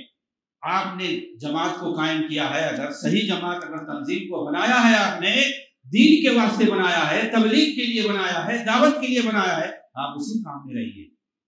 آپ کو دنیا کی کوئی حکومت نہیں منع کرنے والی، خاص طور سے مسلم ملک میں کوئی نہیں آپ کو روکنے والا، کوئی آپ کو نہیں روکے گا۔ اگر آپ جو ہے تبلیغ کر رہے ہیں، دعوت دین کر رہے ہیں، آپ کو کوئی نہیں روکے گا جب تک آپ اس ملک کے خلاف نہیں کوئی کام کرو گے۔ اگر آپ پارٹی بناتے ہو سیاست کے نام پر، سیاست کے نام پر جاؤ، بناؤ، کون منع کرتا ہے، لیکن اس میں دین کا نام کیوں لیتے ہو؟ دین کا مجاہد کیوں ثابت کرتے ہو؟ ڈیموکریسی اور جمہوریت کے نام پر شہید ہونے والے کیا وہ بہت بڑے مجاہد ہو جائیں گے؟ یورپ والوں سے مل کر کے، ناٹو صلیبیوں سے مل کر کے مسلم ملک کو برباد کرنے والے کون سے بڑے مجاہد ہو جائیں گے؟ تو ایسے ہی یہ مجاہد بنتے ہیں، مشہور کرتے ہیں، ان کے خلاف کوئی ثبوت نہیں، کوئی پروف نہیں، کچھ بھی نہیں، ایسے ہی باتیں یہ لوگ لکھتے ہیں اردو میں، اور ان کو جو ہے بہت بڑا ہائی پروفائل بنا کر کے پیش کرتے ہیں، صحابہ کی مثالوں تک دے دیتے ہیں ان کی۔ میں نے بتایا جیسے اس بندے نے، سلمان عودہ نے ان خارجیوں کو، ان قاتلین کو، خونی اخوانیوں کو جو ہے کیا بنا دیا؟ مجاہد بنا دیا۔ اور کس سے تسبیح دے دی؟ صحابہ سے۔ نبی صلی اللہ علیہ وسلم کے ساتھ جو فتح مکہ کے موقع پر مکہ کے اندر داخل ہوئے تھے، اس کی ویڈیو آج بھی موجود ہے، اس نے جو ہے تسبیح دے دی صحابہ سے۔ ایسے ہی یہ لوگ جو ہے صحابہ سے تسبیح دیتے ہیں ان کی، اور کر رہے کیا یہ ہوتے ہیں؟ یہ قتل و غارت گری کر رہے ہوتے ہیں، مسلمانوں کو تباہ کر رہے ہوتے ہیں۔ کتنے ملکوں کو انہوں نے تباہ کر دیا 2010 اور 11 کے اندر۔ تو ان کے افکار و نظریات ایسے ہی تھے۔ شرک و بدعات عقائد میں آپ کو ملے گا مہدی علیہ السلام کے خروج کا جو واقعہ ہے حدیثوں میں برحق ہے، صحیح بخاری مسلم 50 حدیثیں، لیکن انہوں نے انکار کیا ہے۔ عقیدے میں منحرف تھے، تعویل کرتے تھے، مفوضہ کا عقیدہ ہے، اس کی تفصیل میں جانا نہیں چاہوں گا۔ ان کے نہ عقائد صحیح تھے، تصوفانہ باطل عقائد کے حامل۔ اس کے علاوہ انہوں نے دین کے نام پہ جو تنظیم بنائی تھی، اس کو آپ دیکھیں گے تو ایک طرف دین کی تنظیم ہے تبلیغ کرنے کے لیے، دعوت دینے کے لیے، اور ساتھ میں ایک خفیہ تنظیم ہے جس میں بھرتی کر کے نوجوانوں کو مسلح طور پر ان کو تیار کیا جاتا تھا، تربیت دے کر کے، اسلحہ کی تربیت دے کر کے کہ اسلحہ کیسے چلانا ہے، کیسے استعمال کرنا ہے۔ یہ بات کسی کی سمجھ میں آئے گی کہ ایک تنظیم بنائی جائے دعوت کے نام پر، تو یہ نوجوانوں کو بھرتی کیا جا رہا ہے جس کو تنظیم الخاص کہتے ہیں، ان کے یہاں مشہور ہے تنظیم الخاص، اس میں نوجوانوں کو بھرتی کیا جاتا ہے، ان کو اسلحہ کی تربیت کیوں دی جاتی ہے؟ آخر کیا کریں گے؟ کیا دعوت کے میدان میں جو ہے اسلحہ چلانے کی ضرورت پڑے گی، لڑنے کی ضرورت پڑے گی، وہ بھی مسلم ملک کے اندر؟ یہی لوگ جب پکڑے گئے بعد میں اور بم دھماکے انہوں نے کیے ملک کے اندر مختلف جگہوں پر، یہ لوگ پکڑے گئے، اور اسی میں ان لوگوں نے باقاعدہ اس وقت کے جو وزیر اعظم تھا ملک فاروق کے دور میں، اس کو باقاعدہ انہوں نے قتل کیا، اور بھی کئی حکومتی سربراہوں کو انہوں نے قتل کیا، اور اسی جو ہے شک میں بتایا جاتا ہے ان کو بھی قتل کر دیا گیا۔ کوئی جنازے کی نماز پڑھنے والا نہیں، اس جماعت پر پابندی لگا دی گئی۔ اس کے بعد 65 کے اندر 1965 کے اندر ان کی وفات جو 1949 میں ہوئی، مارے گئے 1949 میں ان کی وفات ہو گئی۔ جماعت نے کیا کیا سوائے خلفشار کے، ملک کے اندر یہ جو ہے دعوت و تبلیغ کے نام پہ جماعت بناتے ہیں، اس کے بعد جو ہے خفیہ تنظیم بناتے ہیں، نوجوانوں کو بھرتی کرتے ہیں۔ بھائی کس لیے؟ حکومت نے جب پکڑا ان لوگوں تو کہا کہ جو ہے فلسطین میں جہاد کرنے کے لیے، فلسطین میں جہاد کرنے کے لیے۔ بھائی فلسطین میں جہاد کرنا ہے تو باقاعدہ پوچھ کے کرنا چاہیے، یہ چپکے چپکے کیوں کر رہے ہیں؟ یہ سب جھوٹ ہے، یہ سب جھوٹ ہے۔ بعض موقع پر پوچھے پکڑے گئے تو کہے نہیں سوئی اخوان والا مسلم، یہ ہماری جماعت سے اس کا تعلق ہی نہیں ہے۔ اور ان کی بھرتی جو بہت پیچیدہ، کیسے اپنی جماعت میں داخل کرتے ہیں لوگوں کو، اس طریقے سے تنظیم بنا کر کے انہوں نے، اور اسی طریقے سے یہ ساتھ میں حکومت کے اندر تاکہ ان کی پکڑ رہے، انہوں نے پارلیمانی سسٹم میں شریک کر لیا اپنے آپ کو، اور یہ مصر کے اندر اسماعیلیہ نام کر کے ایک جگہ ہے، وہاں سے باقاعدہ یہ کھڑے ہونے لگے امیدوار بن کر کے حکومت میں، تاکہ پارلیمنٹ میں ہمیں جگہ مل جائے۔ تو سیاست میں بھی آ گئے، اور اپنے ساتھ صرف مسلمانوں کو ہی نہیں، انہوں نے کہا کہ سب لوگ ہمارے ساتھ آ سکتے ہیں، عیسائی بھی آ سکتے ہیں، مسلمان ہو، عیسائی ہو، یہودی ہو، کوئی بھی ہو، سب ہمارے ساتھ آ سکتے ہیں۔ قبطی جو وہاں پر ہیں انہوں نے باقاعدہ یہودیوں کے سامنے تقریر کیا اور کہا کہ ہمارے درمیان اور یہودوں کے درمیان کوئی اختلاف نہیں ہے، ہم دونوں محبت اور پیار سے رہیں گے، اللہ نے ہمیں اس کا حکم دیا۔ ہمارے اندر اور یہودیوں کے اندر جو اختلاف ہے، قرآن نے جس سیاق میں ذکر کیا ہے وہ کچھ معاشی مسائل کو لے کر کے ہے، کچھ اقتصادی مسائل کو لے کر کے ہے، ورنہ ہمارے درمیان اور یہودیوں کے درمیان کوئی اختلاف نہیں۔ یہ انہوں نے کہا، حالانکہ یہودی جو ہیں مسلمانوں کے سب سے بڑے دشمن، یہ قرآن کی صراحت کے ساتھ وَلَتَجِدَنَّ أَشَدَّ النَّاسِ عَدَاوَةً لِلَّذِينَ آمَنُوا الْيَهُودَ وَالَّذِينَ أَشْرَكُوا۔ مومنوں کے سب سے بڑے دشمن کون ہیں؟ یہودی اور مشرک ہیں۔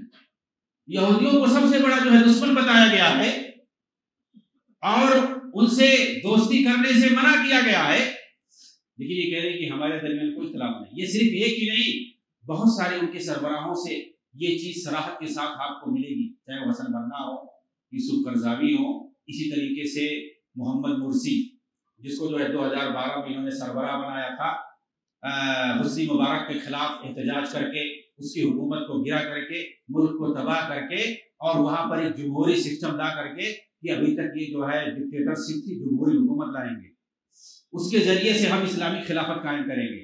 اور ان لوگوں کی تقریریں آپ سنیں گے، چاہے وہ محمد مرسی ہو یا اسی طریقے سے اخوانیوں کے دوسرے جو سربراہ ہوں، صفوت حجازی وغیرہ، خیرت شاطر وغیرہ، ان لوگوں کی تقریریں آپ سنیں کہ اس وقت جو احتجاج یہ کر رہے تھے حسنی مبارک کی حکومت کے خلاف، کیسی کیسی تقریریں کر رہے تھے، لوگوں کو کیسے لبھا رہے تھے۔ الاسلام هو الحل، ہم لا رہے اسلام کو لانے والے، ہمارے سامنے اسلام یہ اصل حل ہے، یہ کفریہ نظام نہیں چلے گا۔ صفوت حجازی کہہ رہا ہے کہ ہم ایسی حکومت قائم کریں گے جس کا جو دارالخلافہ ہوگا وہ فلسطین ہوگا، بیت المقدس ہوگا۔ اس کا کیا مطلب ہے؟ یعنی اسرائیل کو ہم فتح کریں گے اور وہاں جو ہم خلافت دارالخلافہ بنائیں گے، وہیں سے ہم حکومت کریں گے، وہ بھی ہمارے پاس رہے گا، اسرائیل بھی ہمارے ساتھ، اسرائیل کو ہم بھی قبضہ کریں گے، اس کو فتح کریں گے۔ اب کون نہیں کہے گا کہ جو ہے ہمیں تو ایسی حکومت چاہیے؟ ہر مسلمان کہے گا کہ اسرائیل کو اگر فتح کر لیتے ہو تو ہمیں تو ایسی حکومت چاہیے، اور وہ کیسے؟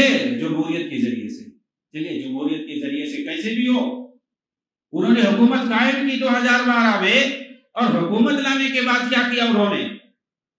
محمد مرسی سے پوچھا گیا کہ آپ بول رہے تھے اسلامی قانون نافذ کرنے کے لیے، شریعت نافذ کرنے کے لیے، جس میں حدود و قصاص کو نافذ کیا جاتا ہے، چور چوری کرتا ہے اس کے ہاتھ کو کاٹا جاتا ہے، قصاص میں قتل کیا جاتا ہے، تو کیا یہ سب نافذ ہوگا؟ کہا نہیں، یہ سب نہیں ہوگا، یہ زمانے میں یہ سب نہیں ہو پائے گا، یہ سب فقہی موضوعات ہیں، فقہ میں یہ سب لکھا ہوا ہے کتابوں میں، نعوذ باللہ۔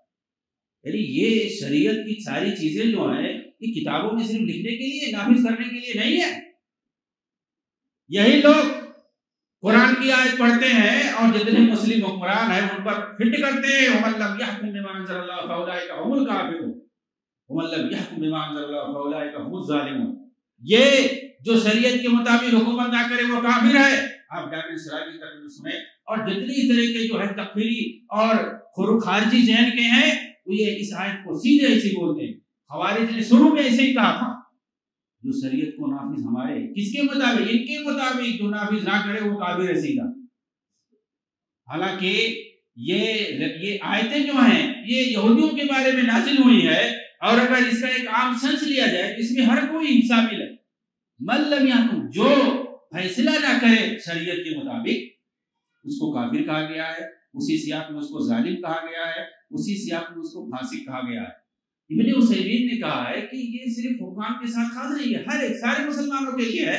ایک تو یہ یہودیوں کے پس منظر میں نازل ہوا ہے، دوسرا اس کو اگر عام سمجھا جائے تو یہ ہر انسان کے لیے، جو بھی فیصلہ کسی کے پاس بھی کوئی فیصلہ ہو، اگر وہ فیصلہ کتاب و سنت کی روشنی میں نہیں کرتا ہے تو وہ یا تو کافر ہوگا یا ظالم ہوگا یا فاسق ہوگا، اس کے اپنے حالات ہوں گے۔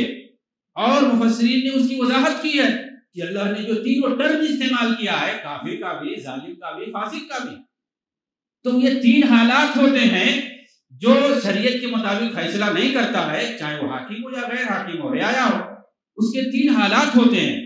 وہ کبھی کافر ہوتا ہے، کبھی فاسق ہوتا ہے، کبھی ظالم ہوتا ہے۔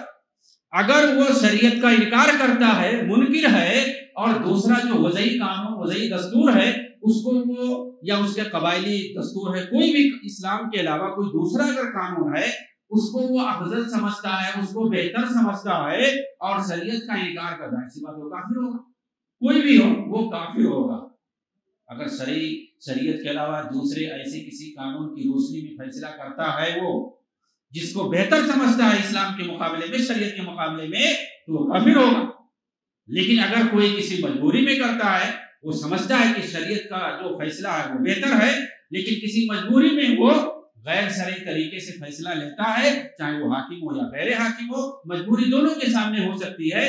اگر مجبوری کی صورت میں لیکن وہ دل میں اقرار کرتا ہے کہ جو شریعت ہے، فیصلہ ہے، وہی بہتر ہے، وہی افضل ہے، اس کو کافر نہیں کہہ سکتے، اس کو ہم ظالم کہہ سکتے ہیں، اس کو فاسق کہہ سکتے ہیں، کافر اس کو نہیں کہہ سکتے۔ یہ مفسرین نے تفصیل پیش کی ہے، علامہ ابن عثیمین نے بھی تفصیل پیش کی ہے۔ باقاعدہ ابن عباس رضی اللہ تعالیٰ عنہما نے خوارج کے سامنے یہ بات کہی تھی کہ جو کفر تم لوگ مراد لے رہے ہو اسے اللہ نے مراد نہیں لیا۔ یہاں جو ہے کفر دون کفر مراد، کفر اصغر مراد ہے۔ تم جو کفر مراد لے رہے ہو اللہ نے وہ مراد نہیں لیا۔ تو یہاں بھی کفر کے اندر بھی ابن عباس رضی اللہ تعالیٰ عنہما نے کہا ہے کہ جو تم دار اسلام سے خارج کرنے والا کفر مراد لے رہے ہو وہ نہیں لے۔ میں یہ کہہ رہا ہوں کہ یہ لوگ سب سے زیادہ اس آیت کو پڑھتے ہیں، سب سے زیادہ اس آیت کو پڑھتے ہیں، اور جو مسلم حکام ہیں ان پر فٹ کرتے ہیں کہ یہ لوگ کافر ہیں۔ آپ سنیے ڈاکٹر اسرار کی جو ہے تقریریں سنیے، اس آیت کو دھڑلے سے پیش کرتے ہیں، اور جتنی اخوانی علماء ہیں تکفیری ذہن کے ہیں، چاہے وہ سلمان عودہ ہو، چاہے عبدالعزیز قریفی ہو، اس طریقے سے دیگر سب لوگ اس آیت کی روشنی میں سارے حکام کی تکفیر کرتے ہیں، تکفیر کرتے ہیں۔ لیکن میں یہ بتانا چاہ رہا ہوں، حالانکہ غلط وہ کرتے ہیں، ان کے پاس سمجھ نہیں ہوتا ہے۔ خوارج کی سب سے بڑی پہچان یہ بھی ہو کم عقل ہوتے، وہ قرآن کی تفسیر اپنے حساب سے کریں گے، سلف کو نہیں دیکھیں گے، سلف نے کیا کہا، صحابہ نے اس کی تفسیر کیا کی۔ سب سے پہلے اس قرآن کی آیت کی تفسیر ابن عباس رضی اللہ تعالیٰ عنہ جو ترجمان القرآن ہیں انہوں نے کیا تفسیر کی ہے، اور دیگر صحابہ کے کیا اقوال ہے، دیگر ائمہ اور محدثین کے کیا اقوال ہے، اس کی طرف وہ نہیں دیکھتے۔ وہ سیدھا اپنے دماغ سے ظاہر قرآن سے جو سمجھ میں آتا ہے فوراً بول دیتے. تو ایک طرف ان کے یہاں یہ سختی ہے اور دوسری طرف یہ محمد مرسی کو یہ لوگ امام اور شہید کہتے ہیں. کون سے امام تھا, کون سا شہید تھا بھائی؟ اس طرح شریعت کا مذاق اڑانے والا اور کھلواڑ کرنے والا, لوگوں کے جذبات سے لوگوں نے اس کو اوڑھ دیا کہ آئے گا یہ بندہ, یہ شریعت نافذ کرے گا. اس سے پہلے شریعت کا نفاذ نہیں تھا. 1923 کا جو دستور ملک فاروق نے بنایا تھا اسی روشنی میں حکومت ہو رہی تھی. ملک کا دستور 1930 کا بنایا ہوا تھا, 23. لیکن اس بندے نے کیا کہا کہ ہمارے پاس آلریڈی 1923 کا دستور موجود ہے, اسی روشنی میں فیصلے ہوں گے, اسی روشنی میں فیصلے ہوں گے. یہ شریعت نافذ کرنے کا وقت نہیں ہے, شریعت نافذ کرنے کا وقت نہیں. 1923 میں کس نے دستور بنایا تھا؟ ملک فاروق نے بنایا تھا. وہ بادشاہی نظام تھا اور اسی روشنی میں حکومت ہوتی چلی آ رہی تھی, اور آج بھی اسی روشنی میں حکومت ہو رہی ہے ترمیم کے ساتھ. بھائی عوام سے جو وعدہ کیے تھے اس کو کیوں نہیں پورا کیا؟ تم کو تو چاہیے تھا کہ اس دستور کو باطل کر دیتے اور کتاب و سنت کی روشنی میں جو فیصلہ ہوتا وہ کرتے. تو اس طریقے سے دھڑلے سے حکومت ہمارے ہاتھ میں آ گئی, اب کو کوئی کیا کر سکتا ہے؟ اس طریقے سے نکار دیا, شریعت کا مذاق اڑاتے ہوئے.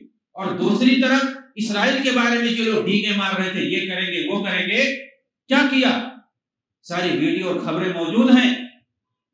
انہوں نے جو پرانا پہلے جو وہاں پہ سفیر تھا مصر کا اسرائیل کے اندر, اس کو ہٹا کے اپنا نیا سفیر بھیجا, اپنا نیا سفیر بھیجا پورے فائل کے ساتھ, نئے فائل کے ساتھ. یہ کیا انہوں نے, اور اس کے اندر سارے معاہدات جو پرانے معاہدات تھے مصر کے ساتھ سب کو باقی رکھنے کا وعدہ کیا. یہ سب موجود ہے. کیا کیے بھائی؟ اسرائیل کے ساتھ جو تعلقات تھے, سارے جو معاہدات تھے ویسے ہی باقی رہیں گے, کسی کی خلاف ورزی نہیں کریں گے. سفیر نیا اپنا بھیج دیا.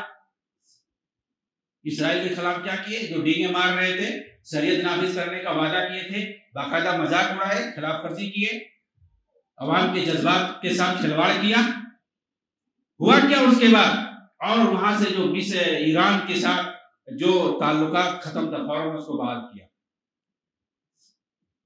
حکومت نے, عوام نے جب دیکھا سال بھر کے بعد اس حکومت کو باہر کر دیا. 1 سال کے بعد, 1.5 سال کے بعد, دوسرے سال میں 1 ملین مارچ باقاعدہ اس حکومت کے خلاف نکالا عوام نے. ملین مارچ سے مشہور ہے. 13 جنوری 30 جون ملین مارچ آپ لکھیں گے تو عوام نے ملین مارچ نکالا. ملین کسے کہتے ہیں؟ 10 لاکھ کا مظاہرہ عوام کا مرسی حکومت کے خلاف. انہوں نے کیا کہہ دیا کہ جو ہے ہماری حکومت آئی تو اب یہ لوگ رہنے نہیں دیں گے. کہیں پر بھی جہاں جہاں انہوں نے بغاوت کر کے حکومت قائم کی, لوگوں کو دھاسا دے کر کے, کہیں پر بھی انہوں نے شریعت کا نام و نشان نہیں باقی رکھا. وہی جمہوری حکومت, وہی ڈیموکریسی, اور زیادہ فساد, چاہے وہ ٹیونس ہو, مصر ہو, لیبیا ہو, وہ چاہے غزہ ہو, یمن کے اندر کچھ وقت ہو, کہیں پر انہوں نے اسلامی شریعت آگے نام لیتے ہیں, کرتے کچھ نہیں. آپ دیکھیے انہوں نے کیا ہمیں دیا ہے؟ توحید کے نام پر انہوں نے توحید حاکمیت کا نام سنتے ہوں گے, حکومت الہیہ. یہ کیسے ان کے ذہن میں آیا ہے؟ انہوں نے توحید جو مسلمانوں کے اندر 1400 سال سے جو رائج تھا اس کا معنی اور مفہوم, اللہ کی عبادت, لا الہ الا اللہ, اللہ کے علاوہ کوئی معبود برحق نہیں ہے. لا معبود بحق الا اللہ, اللہ کے سوا کوئی معبود برحق نہیں ہے. الہ کا مطلب یہی ہوتا ہے. لیکن سید مودودی نے سب سے پہلے یہاں جو ہے الہ کا مطلب بتلایا کہ یہاں حاکم مراد ہے. کیا مراد ہے؟ حاکم مراد. حالانکہ یہ بات سب سے پہلے آپ کو معلوم ہونا چاہیے کہ حاکم یہ جو ہے رب کا ایک جزوی معنی ہے. توحید کی جو 3 قسمیں ہوتی ہیں, توحید ربوبیت, توحید الوہیت اور توحید اسماء و صفات. توحید ربوبیت اللہ رب العالمین کو ایک حاکم ماننا, ایک مالک ماننا, اس کو رب ماننا, ساری دنیا کا چلانے والا, سب کو روزی دینے والا, یہ جو ہوتا ہے توحید ربوبیت اس کو کہتے ہیں. تو یہ حاکم اللہ کو ماننا یہ توحید ربوبیت میں شامل ہے. اور اللہ رب العالمین حاکم ہے پوری کائنات کا, پوری کائنات کو اسی کی حکومت چلتی ہے, اسی کی حکمرانی ہے. یہ لوگ کہتے ہیں کہیں پر اللہ کی حکمرانی ہے ہی نہیں. یہ توحید کے خلاف بات ہے. اگر کوئی کہے کہ اللہ کی حکمرانی نہیں, ذرے ذرے پر اللہ کی حکمرانی ہے، اس کے حکم کے بغیر کوئی پتہ نہیں ہل سکتا۔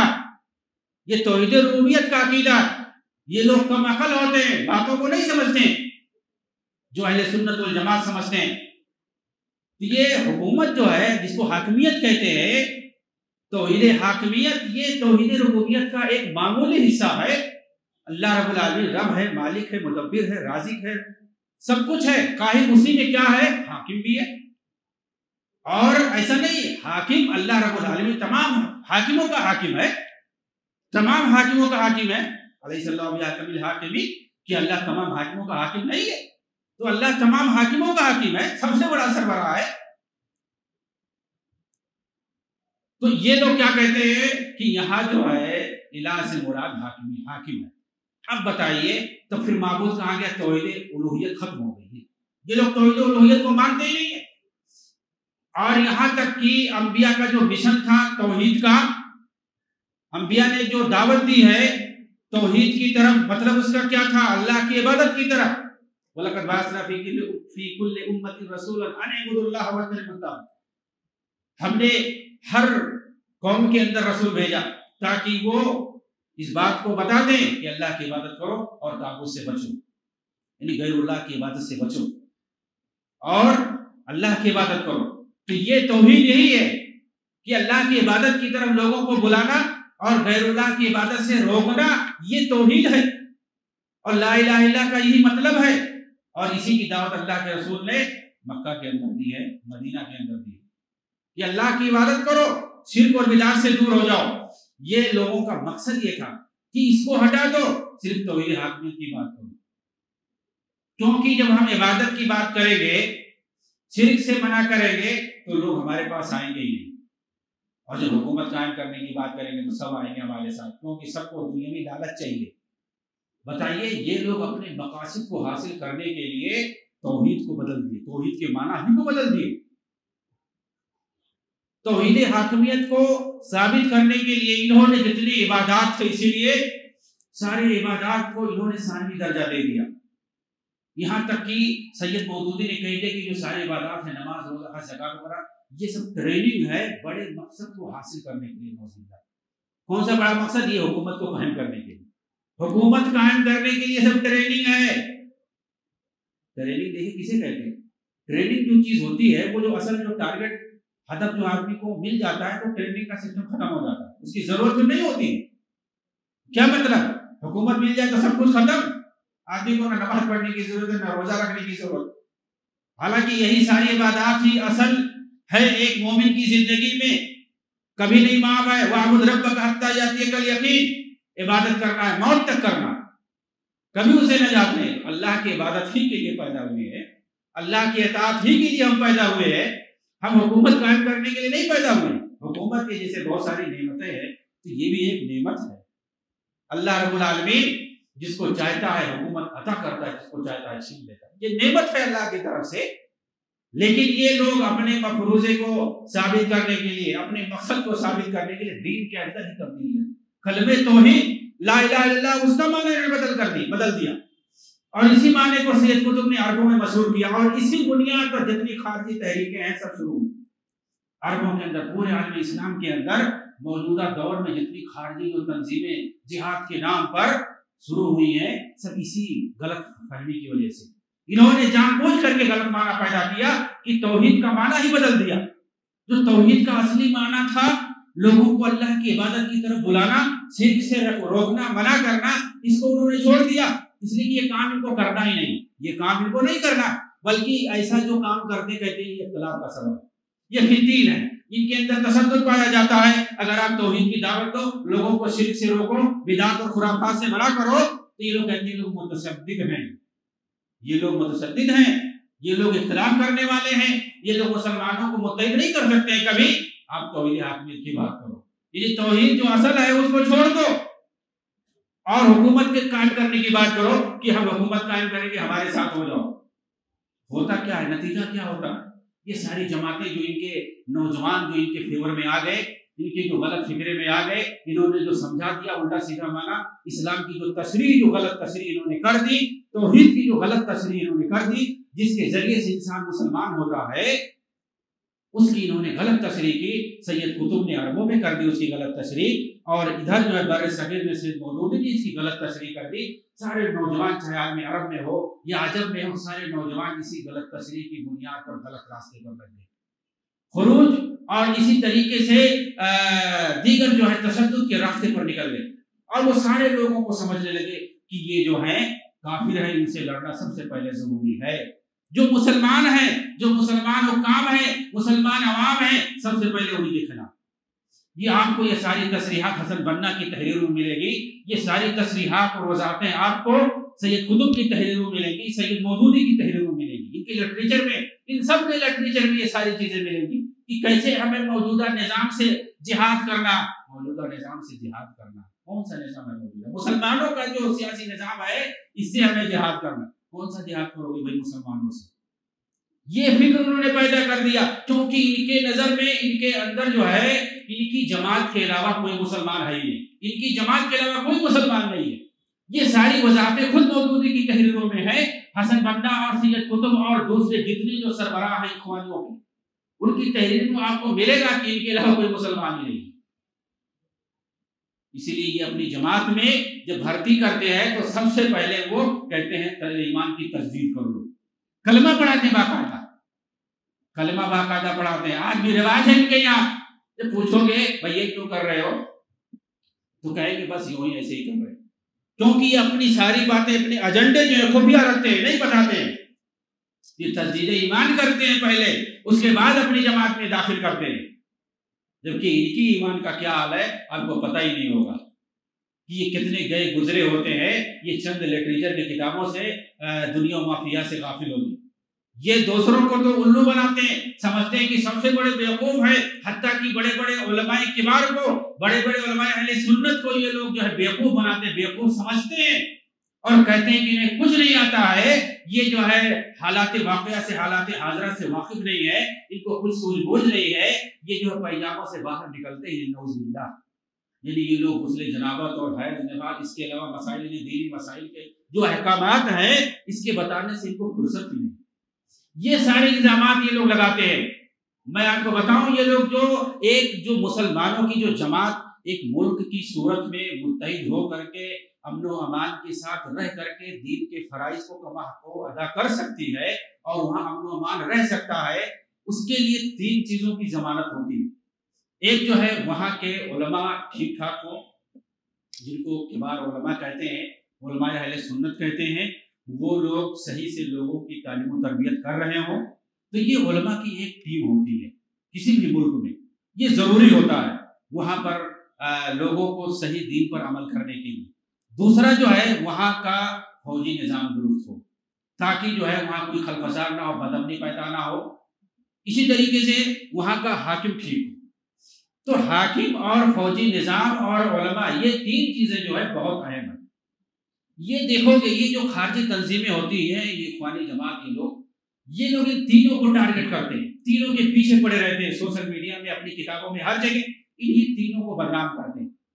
یہ حاکم کے خلاف جو ہے ساری ان کی جو ہے زبانیں حکام کے خلاف چلتی ہیں، حکام کو بدنام کرتے ہیں، ان کے خلاف بولتے ہیں، ان کے پاس جیسے کچھ وقت ہی نہیں اس کے علاوہ، سارا وقت اسی میں ضائع کر دیتے ہیں، ان کے علاوہ کوئی ٹائم نہیں ملتا۔ اسی طریقے سے یہ علماء کو بدنام کرتے ہیں، علماء کو بدنام کرتے ہیں، علماء کو کمتر ثابت کرتے ہیں، ان کو حقیر ثابت کرتے ہیں، ان کے دروس کو، ان کے خطبات کو حقیر سمجھتے ہیں، حالانکہ جو دروس ہوتے ہیں یہ سب سے اہم ہے۔ آپ دیکھیے نبی صلی اللہ علیہ وسلم کے صحابہ جو تھے، وہ لوگ پوری دنیا میں جو پھیلے تھے، کیا کرتے تھے؟ ہر مسجد میں جا کے اپنا حلقہ بنا کر بیٹھ گئے تھے، دروس دیتے، درس دیتے تھے، کتاب و سنت کا درس دیتے تھے، قرآن کا درس ہو رہا ہے، حدیث کا درس ہو رہا، یہی کرتے تھے۔ اگر کہیں کسی مسجد میں دروس ہو رہے ہیں، کتاب و سنت کا، قرآن کا درس ہو رہا ہے، حدیث کا درس ہو رہا ہے، سمجھ لیجیے کہ وہ علماء حق میں وہی لوگ صحیح کام کر رہے ہیں، صحابہ کے منہج پر وہ چل رہے ہیں۔ یہ لوگ اس کو حقیر سمجھتے ہیں، فضول کام سمجھتے ہیں، دروس کو، قرآن کے درس کو، حدیث کے درس کو فضول سمجھتے ہیں لوگ۔ پھر کیا کرنا چاہیے؟ ان کے پاس آؤ، یہ گر بتائیں گے اپنے کیسے کیا کرنا، یہ سب کچھ نہیں کر سکتے، ہم سب کو بھائی کرنا کیا ہے؟ دین کی باتیں بتائیں، دین پہ عمل کرو، دنیا اسی میں ہے۔ دنیا کس چیز کا نام ہے؟ یہ آپ کو خواب دکھائیں گے، ایسے جیسے حسن بن صبا دکھاتا تھا اپنے پیروکاروں کو۔ حسن بن صبا جو خارجی تھا، اپنے زمانے میں خلافت بنو عباسیہ کے اندر وہ جیسے اپنے پیروکاروں کو خواب دکھاتا تھا، جنت بنا کے رکھا تھا، مصنوعی جنت، اور خواب بنا دکھاتا تھا، ایسے ہی یہ لوگ حسن بن صباح کی طرح اپنے پیروکاروں کو خواب دکھاتے ہیں، ہم ایسا کریں گے، یہ ہو جائیں گے، وہ ہو جائیں گے، حالانکہ کرتے کچھ نہیں ہے، پکڑے جاتے ہیں، جیل میں جاتے ہیں، مارے جاتے ہیں، یہی ہوتا ہے۔ کرنا جو تھا ان کو دین کا کام کرنا چاہیے، تبلیغ کا کام کرنا چاہیے، قرآن اور حدیث کی تبلیغ کرنی چاہیے، اصلاح معاشرہ کا کام کرنا چاہیے، لوگوں کے اندر سدھار پیدا کرنی چاہیے، لیکن یہ لوگ کچھ نہیں کرتے، ان کے افکار اور نظریات خوارج جیسے ہوتے ہیں، ان کی زندگی پوری اسی میں کٹ جاتی ہے، لوگوں کو سیاست کے نام پہ متحد کرتے ہیں، اور وہ بھی جمہوریت کے نام پہ۔ آپ دیکھیے سید مودودی کیا شروع میں جو ہے جمہوریت کو کہتے تھے باطل ہے، کفر ہے، کفر کہتے تھے، سیاست میں حصہ لینے کو کفر کہتے تھے، لیکن جب یہاں ہندوستان سے پاکستان چلے گئے تو وہاں پہ ان کے یہاں وہی جو ہے سیاست اور وہی جمہوریت جو ہے حلال ہو گئی، سب جائز ہو گیا، کہنے لگے کہ اب یہی صحیح ہے۔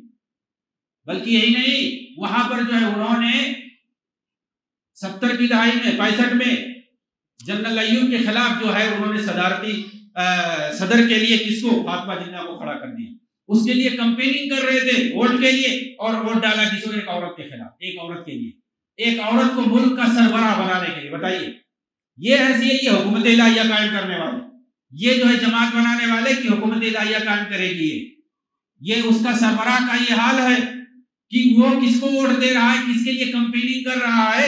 ایک شیعہ عورت کے لیے، رافضیہ عورت کے لیے اس کو ووٹ دے رہا ہے، اس کے لیے کمپیننگ کر رہا ہے۔ لوگ پوچھ رہے ہیں کہ آپ ایک عورت کے لیے جو ہے کمپیننگ کر رہے ہیں، ووٹ دینے کی بات کر رہے ہیں، کہا نہیں جانتے ہو یہ جو جنرل ایوب ہے اس کے اندر جو ہے 99 خرابیاں ہیں، صرف ایک اچھائی ہے، وہ کیا ہے؟ وہ مرد ہے۔ اور یہ جو فاطمہ جناح ہے ان کے اندر 99 اچھائیاں ہیں، ایک خرابی وہ عورت، مطلب یہ جس کے اندر زیادہ اچھائی ہو اس کے پیچھے چلنا چاہیے۔ اس طرح بیوقوف بناتے تھے پبلک کو، اور پھر اس کے بعد تالی بجاتے تھے لوگ۔ ایسے وہ اپنے پیروکاروں کو یہ لوگ بیوقوف بناتے ہیں۔ ایک مثال کافی ہے، یہ لوگ کیسے بیوقوف بناتے ہیں۔ مطلب ایک عورت، وہ بھی شیعہ رافضیہ عورت، اس کی فضیلت بیان کر رہے ہیں، وہ جنرل ایوب کیسا بھی ظالم رہا ہو، وہ تھا تو سنی تھا، اہل سنت تھا، اس رافضیہ عورت کے کتنا ہی افضل تھا۔ ویسے بھی حدیث کے اندر صراحت سے جو ہے ملک کی سربراہی کے لیے عورت کو منع کیا ہے۔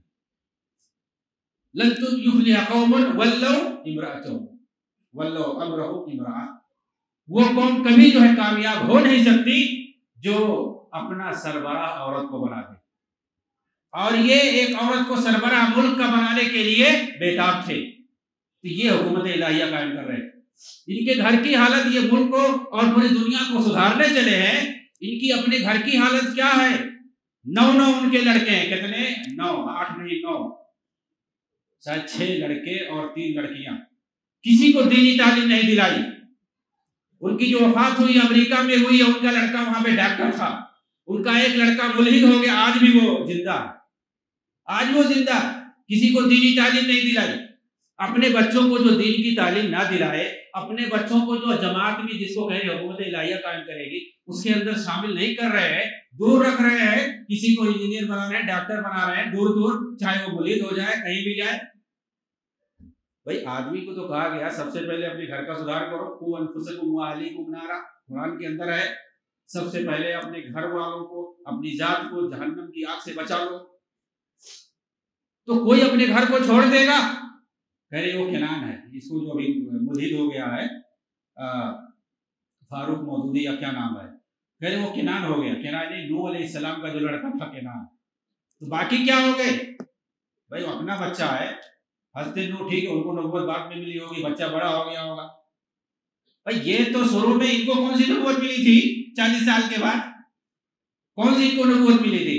ان کو پتہ نہیں تھا کیا کہ بچوں کو صحیح تعلیم دلانا چاہیے، دین کی تعلیم دلانا چاہیے، ان کو جو ہے 9 بچے تھے، 9 کو جو ہے اپنی جماعت میں شامل کرنا چاہیے تھا، وہی 9 چلاتے جماعت کو بہت آگے جاتی، دین کا کام کرتے، سب کو دور رکھا، دینی تعلیم کسی کو نہیں دلایا۔ تو جو گھر کو نہ اپنے صحیح سے کرے، اپنے گھر میں جو دین کو صحیح سے نافذ نہ کرے، نبی کی تعلیم جو اپنے بچوں کو نہ دلائے، وہ دوسروں کو کیا بتائے گا؟ یہ حقیقت ہے، یہ اصلیت ہے۔ چاہے حسن بننا ہو، ان کی تنظیم کے بارے میں پڑھو گے، ایک سے انکشاف، ان کا بہنوئی ان کی جماعت میں جو ان کا جو مرکز تھا اس کے اندر وہ ذمہ دار تھا. جماعت کے لوگوں نے اس پر جو ہے بد اخلاقی کے الزام لگائے، لیکن حسن بنا نے جن لوگوں نے بد اخلاقی کا الزام لگایا سب کو نکال دیا، سب کو جماعت سے نکال دیا، خارج کر دیا. اور ان کا جو بانوئی تھا عبد الحکیم عابدین، اس کو باقی رکھا، اس کے منصب پر باقی رکھا عبد الحکیم عابدین کو. اور جن لوگوں نے بد اخلاقی کا الزام لگایا ثبوت بھی پیش کیے، سب کو انکار کر دیا اور سب کے ثبوت کو انکار کر دیا. اور ایک دوسری جو ہے تحقیقاتی کمیٹی بٹھائی، اس نے کہا نہیں سب صحیح، یہ لوگ غلط الزام لگائے، سب کو جماعت سے نکال دیا. ان لوگوں نے ان کے خلاف کتاب لکھی، لوگوں نے پرچے میں نکالے، تحریر نشائی کی. آج بھی ان کا ایک ناتی یورپ میں رہتا ہے کسی ملک کے اندر، اس کے اوپر جو ہے مختلف قسم کے زنا کے الزامات ہیں. بھئی کیا کیا ان لوگوں نے اپنے گھر کو سدھارا. ان لوگوں نے، ان کے جو بڑے بڑے سربراہ ہیں، آپ دیکھو گے ان کے گھر کی حالت کیسی ہے، جو ان تنظیموں کے قائم کرنے والے ہیں اور جو کہتے ہیں حکومت الہیہ اور جو موجودہ دور کے حکام ہیں ان کو برا ثابت کرتے ہیں، کافر ثابت کرتے ہیں، غلط ثابت کرتے ہیں.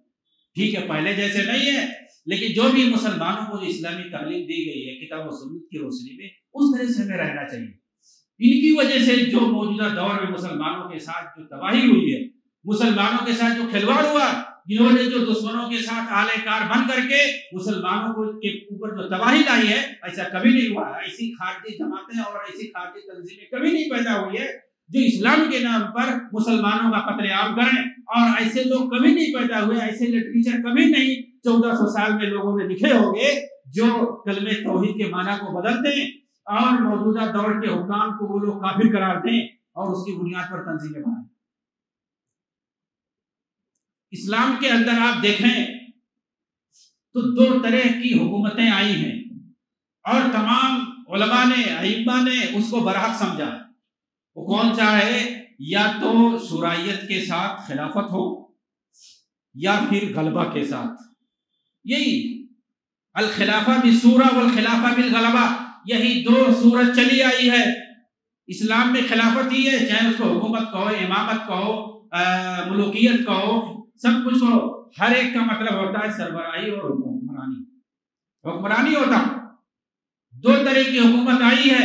پہلی جو ہے وہی اصل اور بہتر ہے، جس کو خلافہ بالشورى کہتے ہیں.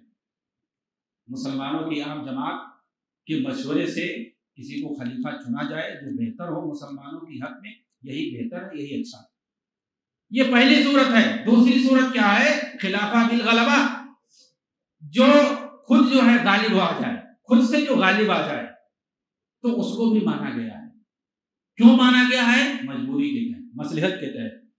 کیوں؟ اگر ہم نہیں مانیں گے، اس کی مخالفت کریں گے تو مزید خوریزی پیدا ہوگی، مزید خوریزی، قتل و غارت پیدا ہوگی، ملک تباہ ہوگا، لوگ مریں گے، لوگوں کی عزتیں لٹیں گی. اس کے علاوہ اور کچھ حاصل نہیں ہوگا، کیونکہ جو غلبہ کے ذریعے سے حاکم بنتا ہے فوج اس کے ہاتھ میں ہوتی ہے.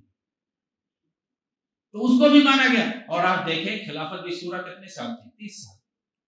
اس کے بعد یہی دوسری صورت چلی آئی ہے. 1400 سال میں اتنی کتابیں لکھی گئی ہیں ائمہ نے، علماء نے، بڑے بڑے تابعین، ائمہ حدیث، محدثین. کسی نے کوئی یہ باب قائم کیا؟ کسی نے یہ فتویٰ دیا کہ اس کی جو ہے حکومت باطل ہے، یہ جو ہے کافر ہے؟ بنی امیہ اتنی لمبی دور تک 90 سال تک انہوں نے حکومت کیا. اسلام کو پوری دنیا میں ان سے پھیلا ہے. اسلام کو پوری دنیا میں کس نے پھیلایا ہے؟ بنو امیہ نے پھیلایا ہے. ان کے دور میں کتاب و سنت، اسلامی تہذیب، عربی زبان جہاں جہاں گئے نافذ کر دیا انہوں نے، جن کو یہ لوگ باطل کہتے ہیں، ظالم کہتے ہیں، نعوذ باللہ. دیکھیے اسلام کے اندر چاہے خلافت ہو، ملوکیت ہو، کسی چیز کی برائی نہیں کی گئی ہے.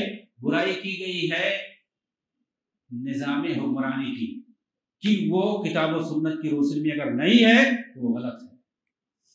اور یہ نبی صلی اللہ علیہ وسلم کی پیشی گوئی ہے کہ پہلے نبوت ہوگی، اس کے بعد خلافت علی منہاج النبوہ ہوگی، اس کے بعد ملوکیت آئے گی. اور وہ ملوکیت کچھ تو اچھی ہوگی اور کچھ بری ہوگی. پھر اس کے بعد دوبارہ چوتھی بار جو ہے پھر خلافہ علی منہاج النبوہ آئے گا. تو ابھی جو ہے تیسرے دور سے گزر رہے اور یہ قیامت تک چلے گا. ان لوگوں کے بکواس سے، ان لوگوں کی جو ہے ڈھکوسلے سے، ان لوگوں کے جو ہے مغالطے سے امت گرچہ الجھ جائے جو ناسمجھ ہیں، لیکن جو باشعور ہیں وہ لوگوں کو آگاہ کرتے رہتے ہیں کہ ان کے ڈھکوسلے میں نہیں آنا چاہیے، یہ اپنا مفاد مقدم رکھتے ہیں، یہ اپنا سیاسی مفاد مقدم رکھتے ہیں، یہ حکومت اور اقتدار کے لیے، یہ کرسی حاصل کرنے کے لیے خلافت کا نام لیتے ہیں، ورنہ امام مہدی آ کر کے خلافہ علی منہاج النبوہ قائم کریں گے، ورنہ 1000 سال سے زیادہ ہو گئے، 1400 سال ہو گئے، تب سے جو ہے یہی ملوکیت کا نظام چل رہا ہے، کہیں اچھا تو کہیں برا، اور چلتا رہے گا قیامت تک۔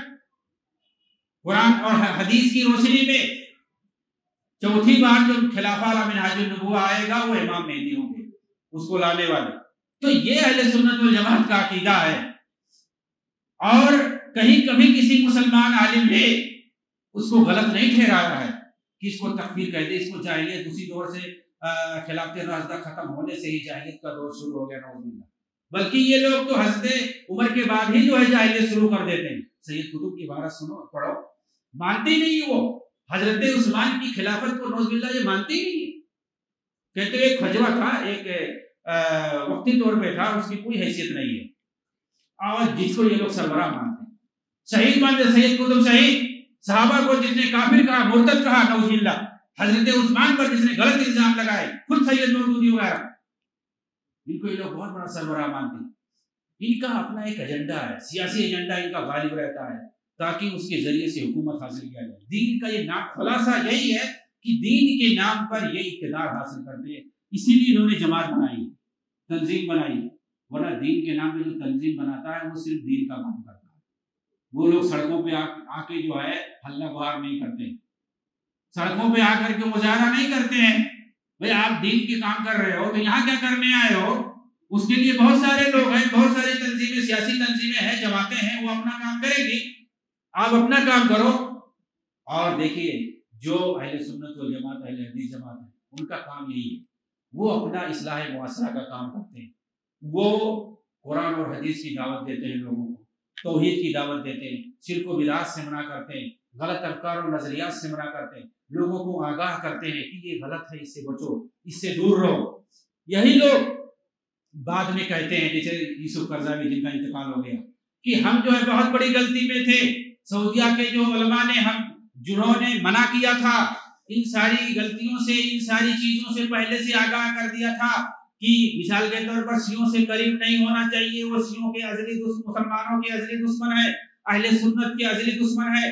ہم نے یہ طریقہ اپنا لیا شیعوں کو تاکہ قریب کر لیں، مسلمان متحد ہو جائیں، ہم وہ کرنے میں غلطی پر تھے، ہم نے غلط کیا۔ اب دیکھیے یہ لوگ کہتے ہیں ایران کی جو حکومت ہے وہ اسلامی حکومت ہے، اس کے علاوہ کوئی نہیں۔ سوڈان میں جو حکومت بنی تھی کبھی حسن ترابی کی قیادت میں، فوجی انقلاب لا کر کے، کہتے ہیں وہ ایک اسلامی جماعت، اسلامی حکومت وہ تھی۔ اس کے بعد مرسی نے اسلامی حکومت قائم کی، مرسی نے حکومت قائم کی 1912 میں، 2012 میں۔ تو ان کے یہاں ان کی جماعت کا جو حکومت قائم کر دے وہ کیسی بھی ہو، آپ حسن ترابی جو سوڈان کا تھا، مہا ملحد زندیق انسان تھا، وہ شاعر اسلام کا، نماز روزے ذکر و اذکار کا کھلا مذاق اڑاتا تھا، نعوذ باللہ۔ اس کی حکومت کو یہ لوگ جو ہے کہتے ہیں اسلامی جماعت۔ سید قرضاوی نے باقاعدہ اپنی کتاب امتنا بین قرنین، اس کے اندر لکھتے ہیں کہ اس وقت، کیونکہ 2012 سے پہلے انہوں نے لکھا تھا، لکھتے ہیں کہ اس وقت عالمی پوری دنیا کے اندر صرف 2 مسلم ملک پائے جاتے ہیں۔ کون سے ہیں؟ ایک ایران میں خمینی کی قیادت میں جو حکومت بنائی گئی ہے 1979 میں، اور دوسرا جو ہے سوڈان کے اندر حسن ترابی کی قیادت میں جو حکومت بنائی گئی ہے 1989 میں۔ دونوں ایک فکر کے ہیں۔ حسن بنا ہی کے دور سے یہ شیعہ جو ہے، روافض جو ہیں، اخوانیوں کے سے قریب ہیں، اور وہ چاہتے تھے ان کی جو شیعوں اخوانیوں کے جو آپ دیکھیں گے یہ رہنما اور آئیڈیل جس کو مانتے ہیں، حسن بنا ہو، سید قطب ہو، اور دوسرے جو اخوانی مرشدین ہیں، یہ کس کو اپنا آئیڈیل مانتے ہیں؟ جمال الدین افغانی کو، محمد عبدہ کو، یہ آئیڈیل اپنا مانتے ہیں۔ یہ جمال الدین افغانی کون تھے؟ یہ شیعہ تھے، رافضی تھے، تقیہ کرتے تھے۔ ان کی ساری تعلیم جو ہے عراق اور ایران کے اندر ہوئی ہے، یہ تقیہ کرتے تھے۔ اخوانیت تاریخ کے آئینے میں اس پر میں نے جو ہے باقاعدہ تقریباً 85 ویڈیو میں نے جو ہے ریکارڈ کیے. ان کے جو ہے اخوانیوں کے بنیادی عقائد اور ان کے رہنما آئیڈیل کون لوگ تھے، کس سے متاثر ہو کر کے انہوں نے تنظیم بنائی، ان کی کیا عقائد اور نظریات ہیں. ابھی اتنے ہی صرف ہوئے، ان کی بہت ساری چیزیں ہیں.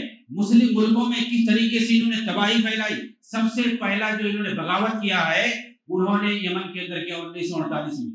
یمن کے اندر انہوں نے بغاوت کی ہے، مصر کے اندر انہوں نے بغاوت کی ہے. مختلف ملکوں میں ان کی بغاوتوں کی جو تاریخ ہے، ان کی جو ہے سیاسی قتل جس کو اغوا اور قتل کہتے ہیں، کیسے یہ اغوا کرتے ہیں حکمرانوں کا اور پھر قتل کرتے ہیں اغوا کر کے، اس کی پوری تاریخ ہے. ان کی جماعت سے یعنی اخوانیت سے کیسے جو ہے خارجی تنظیمیں نکلی ہیں اور بنی ہیں. القاعدہ تنظیم سے لے کر کے داعش اور دیگر جو خارجی دہشت گرد تنظیمیں ہیں وہ کیسے جو ہے بنی ہیں، سب انہی سے اسی کے افکار سے متاثر ہو کر کے. تو ان کے بارے میں سمجھنا بہت ضروری ہے، ان کے فکر سے اور ان کی جو ہے افکار سے دور رہنا اور ان کی جو ہے تنظیم سے دور رہنا، ان کے سربراہوں اور ان کے لوگوں سے دور رہنا، یہ وقت کی جو ہے اہم ضرورت. اہل حدیث علماء سے قریب رہنا، ان کے جو ہے دروس میں شامل ہونا، یہ وقت کی جو ہے بہت ہی اہم ضرورت. آپ سوال کریں، علماء سے ملیں، ایسا نہیں کہ جو ہے یہ ایسے ہیں ویسے ہیں جو دنیا بھر کے سوالات کریں. ہمارا کام سیاست سے لینا دینا نہیں، ہمیں دین کی تعلیم اور دین کی تبلیغ کا حکم دیا گیا ہے. کوئی نبی جو ہے حکومت قائم کرنے سیاست کرنے نہیں آیا، وہ آیا تھا لوگوں کو دین کی باتیں بتانے کے لیے، توحید کی باتیں بتانے کے لیے، لوگوں کو شرک اور بدعت سے منع کرنے کے لیے، اللہ کی عبادت. جب انسانیت بھٹکی ہے توحید سے شرک و بدعت کی طرف گئی ہے، اس وقت اللہ نے نبی بھیجا. اللہ نے کبھی نہیں نبی ایسا بھیجا کہ ہماری حکمرانی نہیں ہو رہی ہے جاؤ حکومت کرنے کے لیے، وہاں فلاں ملک میں ہماری حکومت الہیہ قائم نہیں ہے وہاں جاؤ حکومت قائم کرنے کے لیے. تو یہ لوگ جو ہے لوگوں کو دھوکہ دیتے ہیں، جھانسا میں مبتلا کرتے ہیں. اس لیے ضروری ہے کہ ہم ان سے دور رہیں. اللہ رب العالمین ہمیں صراط مستقیم پر قائم رکھے اور ہم کتاب و سنت پر چلیں اور دین کی صحیح احکام حاصل کریں. جو علماء ہیں ان سے جڑ کر کے رہیں، جو دعات ہیں ان سے جڑ کر کے رہیں. اللہ رب العالمین ہم سب کو نیک بنائے، دنیا میں عزت دے، مرنے کے بعد جنت دے. آمین. وآخر دعوانا الحمدللہ رب العالمین. السلام علیکم ورحمۃ اللہ وبرکاتہ.